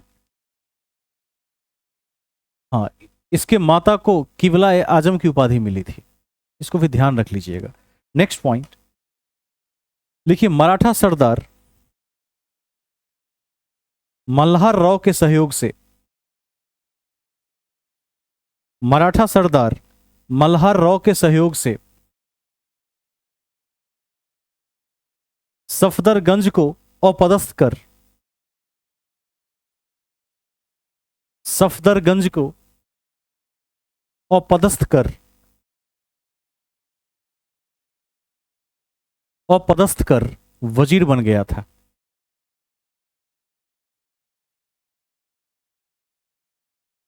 वजीर बन गया था। हाँ, कहा जाए।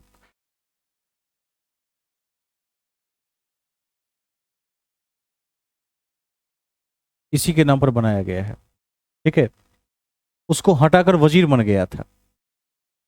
अगला पॉइंट लिख दीजिए, लिखिए, हिजरों के सरदार जावेद खां, हिजरों के सरदार जावेद खां को नवाब बहादुर की उपाधि दी थी। नवाब बहादुर की उपाधि दी थी। नवाब बहादुर की उपाधि दी थी।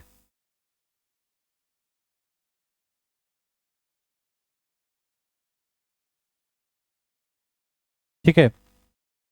नेक्स्ट पॉइंट, अगला बिंदु। अब चूंकि ये बीच में हट गया था, लेकिन मृत्यु बाद में हुई थी, संघर्ष कर रहा था। देखिए, 1754 में, 1754 में वजीर इमाद उल मुल्क, वजीर इमाद उल मुल्क के सहयोग से, इमाद उल मुल्क के सहयोग से, सहयोग से अहमद शाह को अपदस्थ कर, अहमद शाह को अपदस्थ कर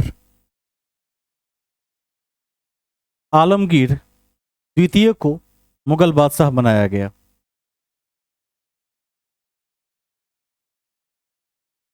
आलमगीर द्वितीय को मुगल बादशाह बनाया गया। अब एक तथ्य ध्यान में रखिएगा कि जब तक यह जीवित था, राजा था, तब तक न इसके समय प्लासी हुई, न इसके समय में पानीपत की लड़ाई हुई, लेकिन इसके जीवित रहते हुए हुई थी। इसको ध्यान रखना है क्योंकि यह अपदस्थ हो गया है अब। ठीक है, हेडिंग में लिख दीजिए शाह आलम द्वितीय, शाह आलम द्वितीय। ठीक है, वही है, इसी का नाम है, उपनाम दूसरा भी नाम है। जैसे अच्छा बाद आया था, शायद इसी का नाम होगा या इसके बाद आया था, वो भी देख लेते हैं, या जस्ट बाद आया होगा, चेक कर लेते हैं इसको, कहीं कंफ्यूजन हो रहा हो।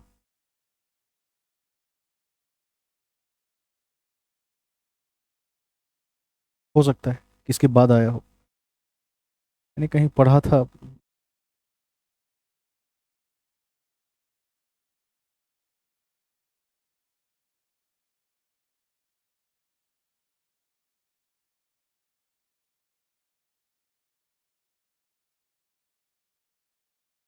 कहीं मैंने पढ़ा था तो इसी का उपनाम दिखा था मुझे, देख लेते हैं।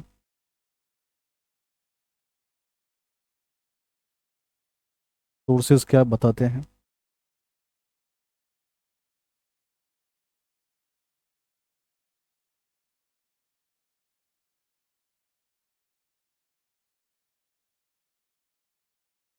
काल से पता चल जाएगा, थोड़ा समय दिया जाए।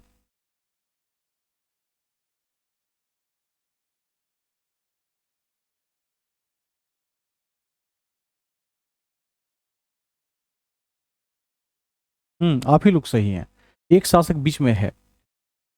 हेडिंग में लिखिए इसके बाद, इस शासक को यहीं छोड़ दीजिए, इसके बारे में और कुछ लिखना ही नहीं है। लिख दीजिए शाह आलम द्वितीय इसके बाद। ठीक है, इसका कोई खास योगदान दिखता नहीं है। शाह आलम द्वितीय हेडिंग बना दीजिए। आलमगीर द्वितीय के बारे में कुछ याद रखने के लायक है भी नहीं। ठीक है,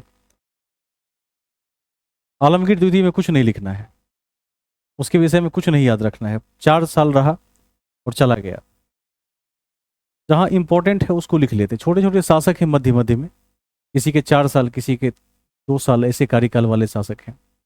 लिख दीजिए शाह आलम द्वितीय में, चूंकि इसका महत्व इसलिए है कि युद्धों के इतिहास में इसका नाम आता है, फिर तो महत्वपूर्ण हो जाएगा।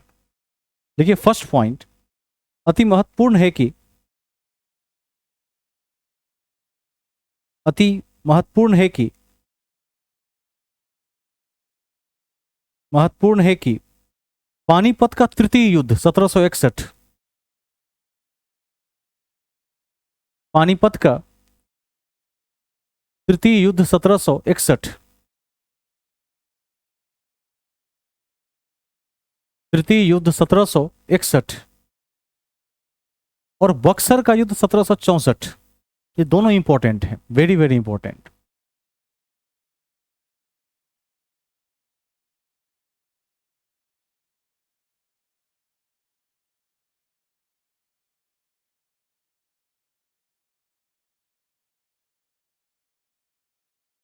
और बक्सर का युद्ध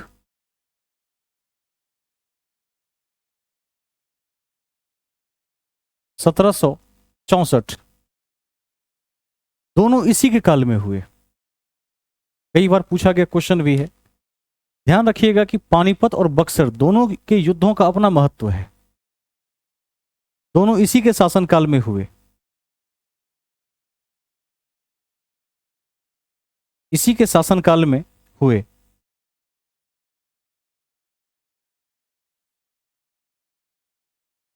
ठीक है, कॉपी के शीर्ष पर लिख दीजिए सबसे ऊपर एक पॉइंट जो इंपॉर्टेंट हो सकता है इसमें।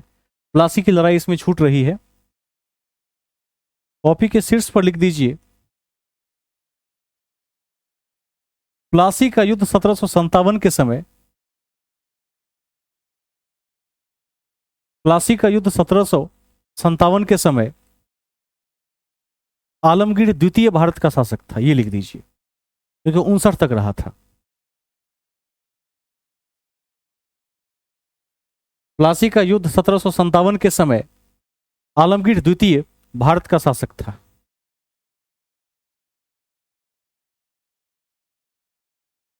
शासक था। वहीं पर एक पॉइंट और लिख सकते हैं, वहीं एक पॉइंट और लिख दीजिए, इसका कार्यकाल 1754 से लेकर 59 तक था, 59। 59 इससे याद रहेगा। एक युद्ध का साक्षी वो भी रहा था एज ए राजा, किंग के रूप में। ठीक है, 1754 से लेकर 1759। ध्यान रखिएगा उसके शासनकाल में और कुछ हुआ नहीं, कठपुतली शासक कहा गया था उसे भी, और आते ही लगभग 3 से 3.5 साल शासन किया। उसके बाद षड्यंत्र के कारण उसकी हत्या हो गई थी। ठीक है, तो कोई खास बात है नहीं, उसको छोड़ दिया जाए। मूल बातों में आते हैं। अभी हम किस में हैं? शाह आलम द्वितीय में हैं। शाह आलम द्वितीय आपने जहां लिखा वहां ब्रैकेट में लिख सकते हैं 1759 से लेकर 1806। ये लंबा कार्यकाल है, 1759 से लेकर 1806 तक। वहां लिख सकते हैं। 3 युद्ध ऐसे हैं जो परीक्षा के दृष्टिकोण से अति महत्वपूर्ण है, ध्यान रखिएगा। प्लासी की लड़ाई, पानीपत का तृतीय युद्ध और बक्सर का युद्ध काफी महत्वपूर्ण है। प्लासी और बक्सर एक तार से जुड़े हुए युद्ध हैं, जबकि पानीपत क्या है? दूसरे लाइन से जुड़ा हुआ युद्ध है। इसको ध्यान रखिएगा। प्लासी और बक्सर में अंग्रेजों की बहुलता रही, प्रमुखता रही, और ब्रिटिश शासन की नींव को इस दोनों युद्ध ने मजबूत किया था, जिसको हम आगे देखेंगे। इसमें नेक्स्ट पॉइंट लिख दीजिए। ठीक है, शाह आलम द्वितीय में देखिए भगौड़ा शासक कहलाता था। भगौड़ा शासक कहलाता था। एवं एवं एवं अपने वजीर गाजी उद्दीन के भय से, अपने वजीर गाजी उद्दीन के भय से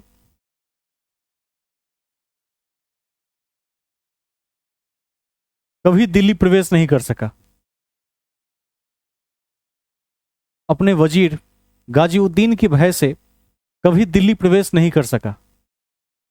ध्यान रखिएगा, इतना डरपोक था, भाग गया था शासन छोड़कर। मंत्री ने कहा था कि दिल्ली आओगे तो हत्या करवा देंगे, तो आता ही नहीं था डर से। उसके बाद इतिहास में इन कारणों से शाह आलम काफी महत्वपूर्ण है। नेक्स्ट पॉइंट लिखिए, महत्वपूर्ण है कि अब चूंकि ये 6 तक रहा, 1806 तक रहा, इसके शासन के जाने के 3 साल पहले ही अंग्रेजों ने दिल्ली पर कब्जा कर लिया। तो लिखिए महत्वपूर्ण है कि 1803 में अंग्रेजों ने दिल्ली पर कब्जा कर लिया। अंग्रेजों ने दिल्ली पर कब्जा कर लिया। दिल्ली पर कब्जा कर लिया।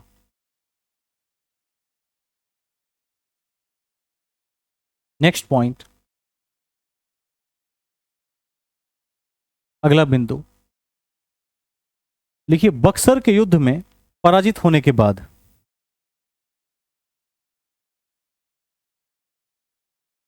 पराजित होने के बाद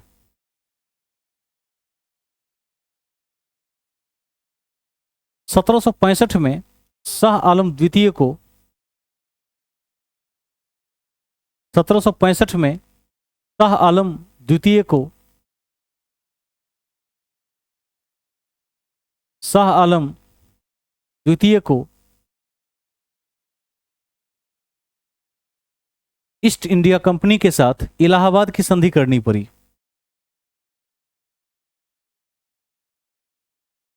ईस्ट इंडिया कंपनी के साथ इलाहाबाद की संधि करनी पड़ी।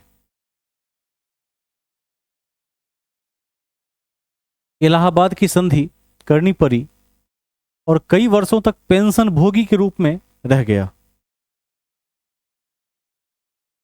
और कई वर्षों तक पेंशन भोगी के रूप में रह गया।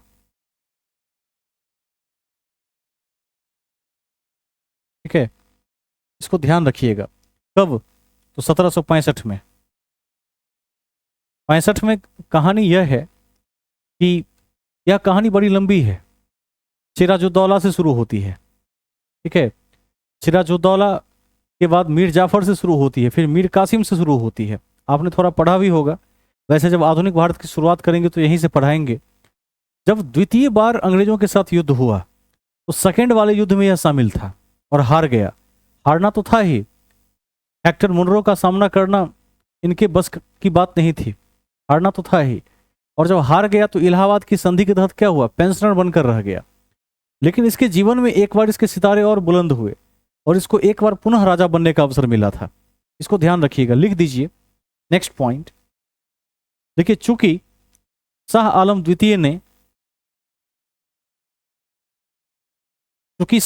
द्वितीय ने 1764 के 1764 के ऐतिहासिक बक्सर के युद्ध में 1764 के ऐतिहासिक बक्सर के युद्ध में ऐतिहासिक बक्सर के युद्ध में मीर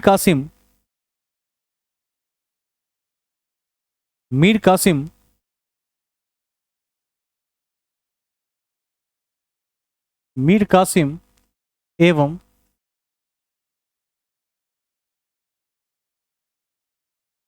अवध के नवाब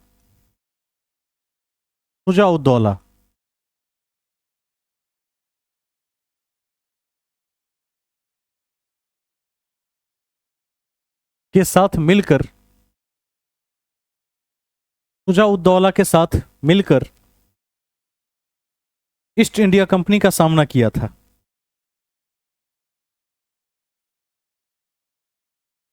ईस्ट इंडिया कंपनी का सामना किया था।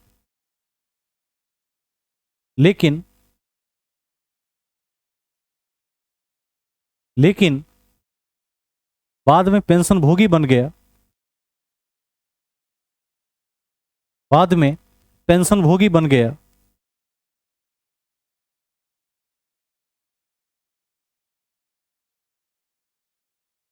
पेंशन भोगी बन गया, परंतु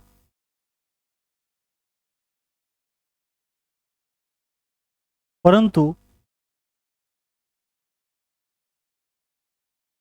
1772 में मराठा सरदार 1772 में मराठा सरदार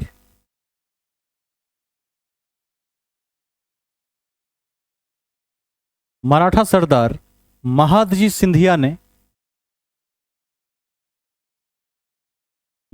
सिंधिया ने इसे पुनः दिल्ली के मुगल सिंहासन पर बैठाया।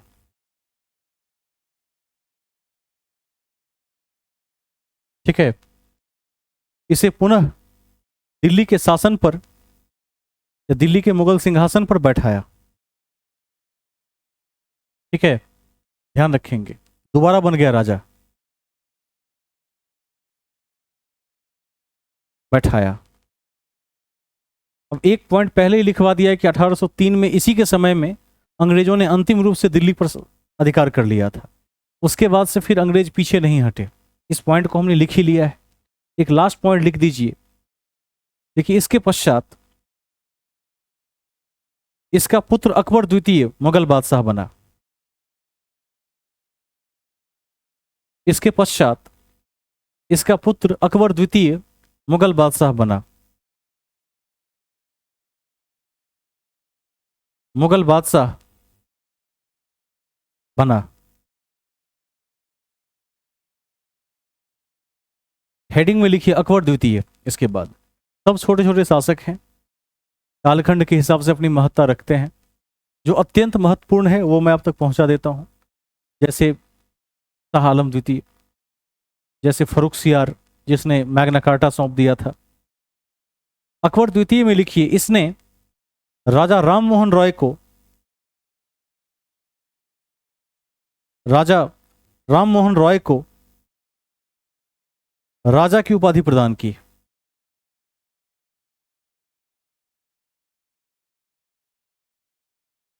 राजा राम मोहन रॉय को राजा की उपाधि प्रदान की। वेरी वेरी इंपॉर्टेंट, अति महत्वपूर्ण। ठीक है। अब एक तथ्य को ध्यान में रखना है, इतना शासन सिमट गया था कि डर के मारे लाल किले से बाहर निकलता ही नहीं था, लाल किले में ही रहता था। इसको लिख दीजिए, इसका शासन लाल किले तक सीमित था। इसका शासन लाल किले तक सीमित था। लाल किले तक सीमित था। सीमित था। नेक्स्ट पॉइंट, अंग्रेजों के संरक्षण से बनने वाला पहला मुगल बादशाह था। अंग्रेजों के संरक्षण से बनने वाला पहला मुगल बादशाह था। पहला मुगल बादशाह था। पहला मुगल बादशाह था। नेक्स्ट पॉइंट, यानी यहां से अब मुगल सल्तनत अंग्रेजों के अधीन आ चुकी थी। अंग्रेज जिसे चाहते कठपुतली के रूप में राजा बना सकते थे। देखिए 1837 में अकबर द्वितीय की मृत्यु के बाद बाद बहादुर शाह द्वितीय, बहादुर शाह द्वितीय गद्दी पर बैठा। बहादुर शाह द्वितीय गद्दी पर बैठा। गद्दी पर बैठा। हेडिंग में लिख दीजिए बहादुर शाह जफर या बहादुर शाह द्वितीय।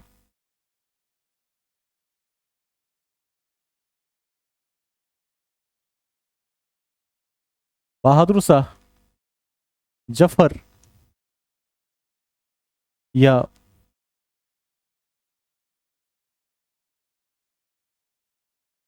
बहादुर शाह द्वितीय। ब्रैकेट में 1837 से लेकर 1857 तक, यानी प्रथम स्वाधीनता संग्राम तक।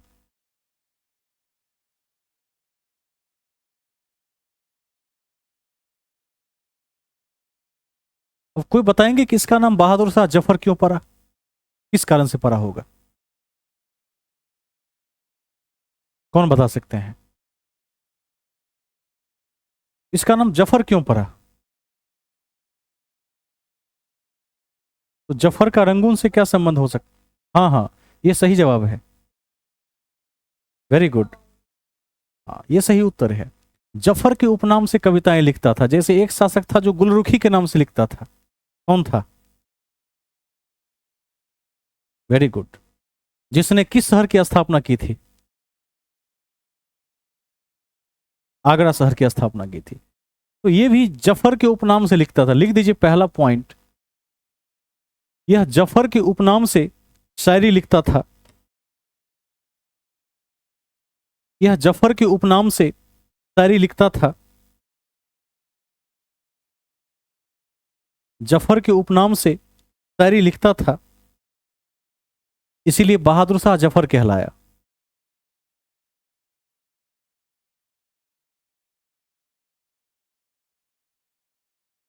ठीक है। अब ये नाम मात्र का बादशाह था। ध्यान रखिएगा, मुगल बादशाहों की कब्र को देखिएगा, चारबाग पद्धति में बहुत बड़े बड़े एरिया में बनाया गया है। लेकिन जब आप बहादुर शाह जफर के कब्र को देखेंगे तो एक छोटा सा हिस्सा इसने पहले से चुन कर रखा हुआ था। जहां रहता था वहीं पर एक छोटा सा आंगन था, वहीं इसका कब्र है, यह जानता था। और वो कब्र भी शुरू वाला नहीं है, बाद में बना है। जब रंगून से इसके सबको या जो भी अवशेष हैं उसको उठाकर लाया गया होगा, उसके बाद बना है। यह नाम मात्र का बादशाह था। हम पढ़ेंगे जब 57 की क्रांति हुई थी, इस देश को एकीकृत करने के लिए उस समय के भारतीय स्वतंत्रता संग्राम के आंदोलनकारियों को कोई नेतृत्व नहीं मिल रहा था कि किसके बैनर तले अंग्रेजों के विरुद्ध लड़ाई करें। एक पार्टी का नाम तो चाहिए। तो देखा कि एक व्यक्ति है जो एक छोटे से आंगन में रहता है, जिसका नाम जफर है। कहने को तो राजवंश का ही था, उन लोगों ने इसे भारत का सम्राट घोषित करके युद्ध लड़ा इसके साथ मिलकर, लेकिन हार निश्चित थी। और 57 के युद्ध में हारने के बाद इसे अंग्रेजों ने रंगून निर्वासित कर दिया, जहां 1862 में इसकी मृत्यु हो गई थी। और हाल में कुछ ही साल पहले भारत के प्रधानमंत्री श्री नरेंद्र मोदी वहां पर गए हुए थे। ठीक है, लिख दीजिए। देखिए, 1857 के संग्राम में विद्रोहियों का साथ देने के कारण, 57 के संग्राम में विद्रोहियों का साथ देने के कारण इसे रंगून निर्वासित कर दिया गया।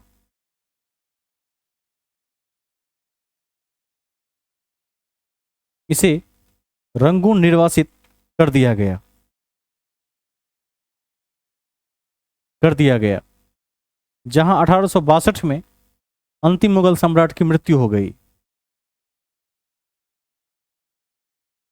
अंतिम मुगल सम्राट की मृत्यु हो गई। ठीक है, और मुगल वंश समाप्त हो गया।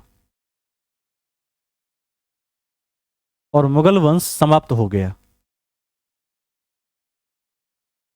मुगल वंश समाप्त हो गया। ठीक है, कभी आपसे परीक्षा में क्वेश्चन पूछे कि ऐसे मुगल बादशाह का नाम बताइए जो बिना साम्राज्य का था, तो उत्तर होगा बहादुर शाह जफर। कोई साम्राज्य नहीं था, एक किले के अंदर रहता था, नाम का राजा था, कोई प्रजा नहीं थी इसकी। लिखिए, यह बिना साम्राज्य का बादशाह था।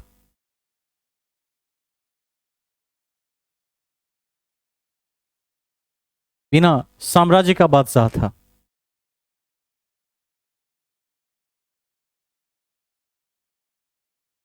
आप लोगों ने गालिब का नाम सुना होगा, मिर्जा गालिब।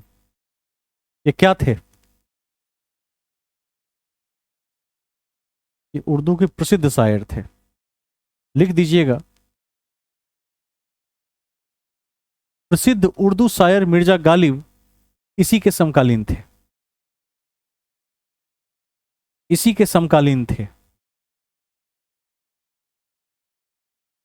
इसी के समकालीन थे। ठीक है, एक कक्षा और बच जाती है इसमें। एक बड़ी क्लास, लगभग दो से लेकर 3 घंटे की क्लास देंगे, तब जाकर मुगल अंतिम रूप से समाप्त होगा। क्योंकि इसमें बूस्टर फैक्ट्स की कड़ी लंबी होगी, क्योंकि कई शासक हैं, 6 तो नामचीन शासक हैं। ठीक है, बाबर से लेकर औरंगजेब तक। 7वां एक सूर्यवंश का उल्लेखनीय शासक है उसमें, शेरशाह सूरी। वैसे हैं तो 2, लेकिन एक शासक उल्लेखनीय है।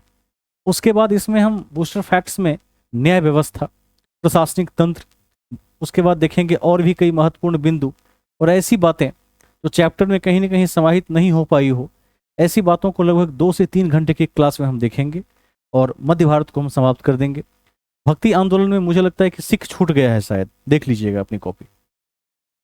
जहां तक मेरे संज्ञान में है कि सिख छूट गया है, उसको भी आप लोग एक बार देख लेंगे। यदि और भी कोई छूट गया होगा उसको भी हम देखने का प्रयास करेंगे। और उसके बाद फिर आधुनिक भारत की शुरुआत होगी और बीच में गणित और करंट अफेयर्स के सेक्शन को भी 2-4 दिन समय देंगे अब। ठीक है, एक हैंड रेज है, राघव कुमार जी, आपका हैंड रेज है।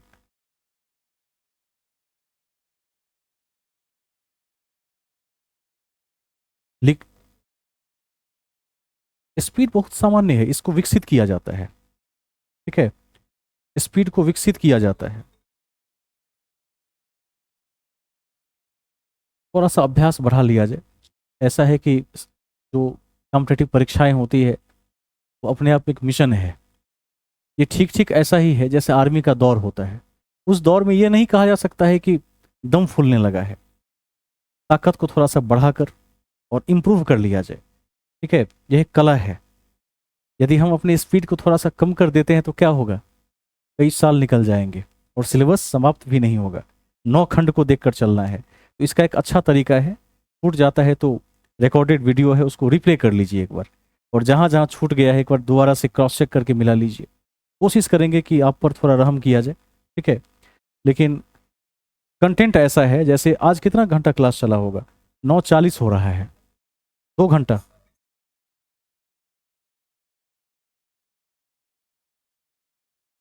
तो देखते हैं आधुनिक भारत से थोड़ा स्लो हो जाएंगे, क्योंकि ज्योग्राफी को भी देखना है। ज्योग्राफी अपने आप में एक समुद्र है। इतिहास में तो मैं ये समझता हूँ कि कोई भी विद्यार्थी जो सामान्य स्मरण शक्ति रखता है और समझ रखता है वो इतिहास को ठीक से समझ लेगा। इसमें बहुत इंटेलिजेंस की आवश्यकता नहीं है, इसमें स्मरण शक्ति की बहुत आवश्यकता है। कुशाग्र बुद्धि के साथ साथ थोड़ा सा स्मरण शक्ति ज़्यादा हो, बुद्धि थोड़ा कम भी हो तो चले। लेकिन ज्योग्राफी जब शुरू करेंगे तो ज्योग्राफी में याद करने का तो सवाल ही नहीं उठता है। याद थोड़ा बहुत करते हैं, 10-15%। अधिकांश मैटर वहाँ क्या है, तथ्यात्मक समझने लायक, तो वहाँ पर विस्तार से पढ़ाना पड़ता है। अब यहाँ तो बता दिया मैंने कि इस वंश में ये शासक था, आपने भी देख लिया। बार बार देखते रहिएगा तो कभी नहीं भूलिएगा, और नहीं देखिएगा तो भूल जाइएगा। लेकिन ज्योग्राफी है कॉन्सेप्चुअल। अब मान लीजिए कि वहाँ पर आ जाएगा कोई भूगर्भीय सिद्धांत। भूगर्भीय सिद्धांत में क्या याद करना है, कुछ नहीं याद करना है। ठीक है, उसमें कोई ऐसा टेक्टोनिक प्लेट का सिद्धांत आ जाएगा, उसमें क्या याद करना है, कुछ नहीं याद करना है, समझ लेना है कि होता कैसे है। आर्कियोपैलिगो की कॉन्सेप्ट को समझ लेना है, रॉक्स के कॉन्सेप्ट को समझ लेना है। तो मैं कोशिश कर रहा हूँ कि थोड़ा सा गति देकर जो पार्ट कम समझने के लायक और ज़्यादा याद करने के लायक है उसको आगे बढ़ा लिया जाए, और जहाँ पर लगेगा कि नहीं यहाँ समझने के लायक है वहाँ गाड़ी को थोड़ा स्लो कर देंगे। ठीक है, इसलिए रिकॉर्डेड की व्यवस्था भी है। उसके बाद फिर पॉलिटी है। पॉलिटी में भी याद करने लायक मुझे लगता है कि 35% तथ्य होंगे, क्योंकि अनुच्छेद इत्यादि को याद करना पड़ता है उसमें, खास करके अनुसूचियों को याद करना पड़ता है, करंट अमेंडमेंट्स को याद करना पड़ता है। लेकिन जो संविधान की थीम है, थीम को घोलना पड़ता है रक्त में, उसको समझना पड़ता है। यदि मैं आपसे कितनी भी बार कह दूं कि धर्मनिरपेक्ष राज्य या राष्ट्र भारत, तो उतना समझ में ना आए जितना कि वहाँ केसेस का एग्जाम्पल देके समझा लिया जाए। कितने केस दर्ज हुए उस पर, क्या क्या मामले हुए, और जब दुनिया का एग्जाम्पल देंगे तो आप सेक्युलरिज्म को समझ पाते हैं। उन खंडों पर हम थोड़ा सा अधिक समय देंगे। इसी कड़ी में हम देखेंगे, जब विदेश नीति की तुलना करेंगे, इस बार आप देखेंगे जैसे स्वास्थ्य को ही पकड़ेंगे, कई बार देखते हैं वहाँ पर, तो आप पाएंगे कि भारत और विदेश की सेवाओं में काफ़ी अंतर है। क्योंकि जब अधिकार कर्तव्य की चर्चा करेंगे तो वहाँ सेवा की भी चर्चा करेंगे। आप में से कई अभ्यर्थियों को लगता होगा कि पश्चिमी देश बड़े उन्नत हैं, अमेरिका और इंग्लैंड का जीवन क्या है, बहुत सुंदर है। कितने लोगों को लगता है, और भारत का उतना सुंदर नहीं है। आदित्य जी, एक बार सभी लोग वीडियो मोड में आ जाएं, सबकी चर्चा होगी।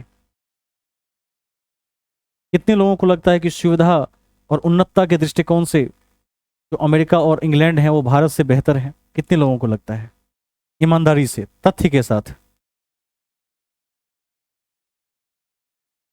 अच्छा, पहले लगता है तो हाथ खड़ा करें, नहीं लगता है तो ना खड़ा करें। चलिए, एक हाथ खड़ा हुआ, और किसी को नहीं लगता है, 2 हाथ खड़ा हुआ। ठीक है, अब कोई एक अभ्यर्थी मुझे बताएंगे कि क्यों बेहतर है, कहाँ कहाँ बेहतर है और कहाँ कहाँ। हाँ, बताया जाए।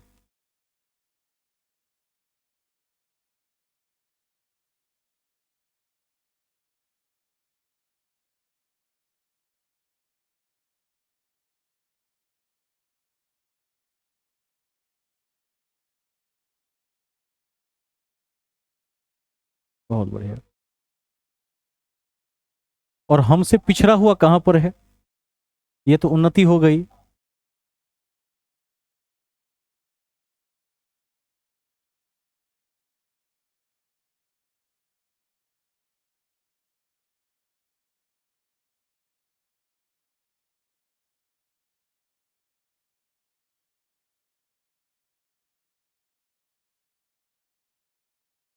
ये तो ये तो आपने उन्नति बता दी, और कहाँ कहाँ हमसे पीछे है, अमेरिका हमसे कहाँ पीछे है, यदि ये पूछा जाए?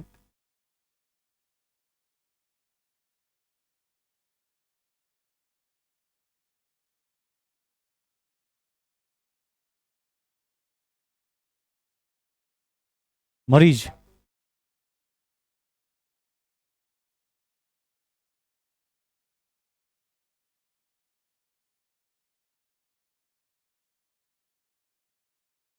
अच्छा विष्णु जी, मरीज ज्यादा होने के पीछे वहां पर पोषक पदार्थ कारक हैं या स्वास्थ्य की सेवाएं वहां की कारक है? इस पॉइंट को थोड़ा मैं एक्सप्लेन कर देता हूँ।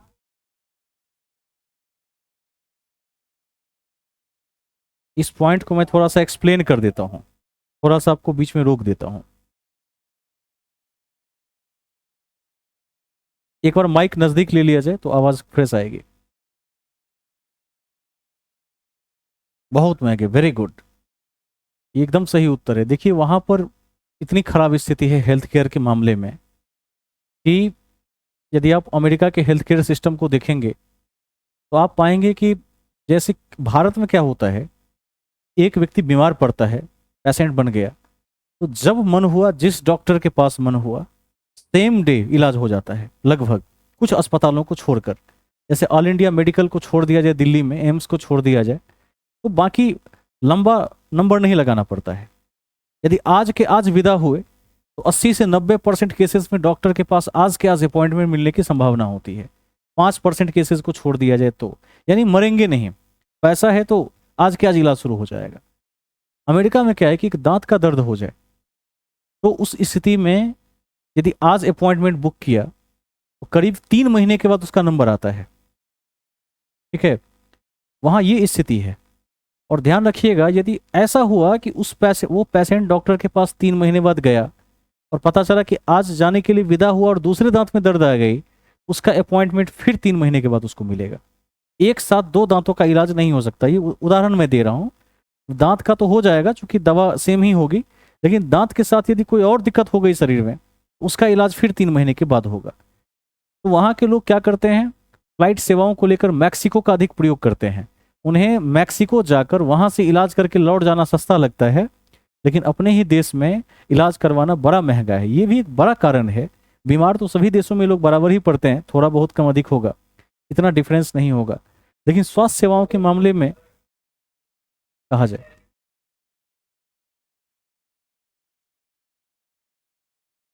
हाँ बहुत कुछ बेहतर भी है, नो डाउट, बहुत कुछ बेहतर भी है।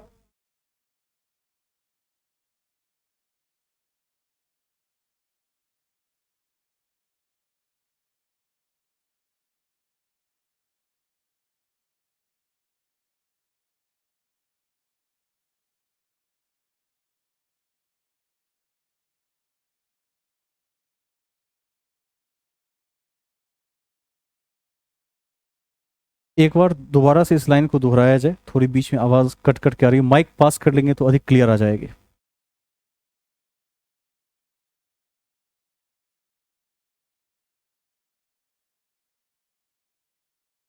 पूरी आवाज चली गई इस बार, इस बार आवाज पूरी रुक गई। ऐसा करते हैं, टाइप कर दीजिए, सबसे बढ़िया बेहतर तरीका है कि टाइप कर दीजिए, स्क्रीन पर दिख जाएगा। कोई बात नहीं, मैं थोड़ा सा बता दूं। शिक्षा के क्षेत्र में अव्वल है, आंट्रप्रनर के क्षेत्र में अव्वल है, लेकिन स्वास्थ्य के क्षेत्र में बहुत पीछे है। सेवाएं उन्नत हैं, लेकिन ये नंबर वाला जो सिस्टम है वहाँ, क्योंकि वहाँ पर एक ऐसी पद्धति चल पड़ी है और इतना ज़्यादा रश है, डॉक्टर्स कम पड़ जाते हैं। लेकिन इसके उलट ब्रिटेन की स्थिति क्या है, यूके की स्थिति अच्छी है। वहाँ पर क्या है कि, एक सेकेंड,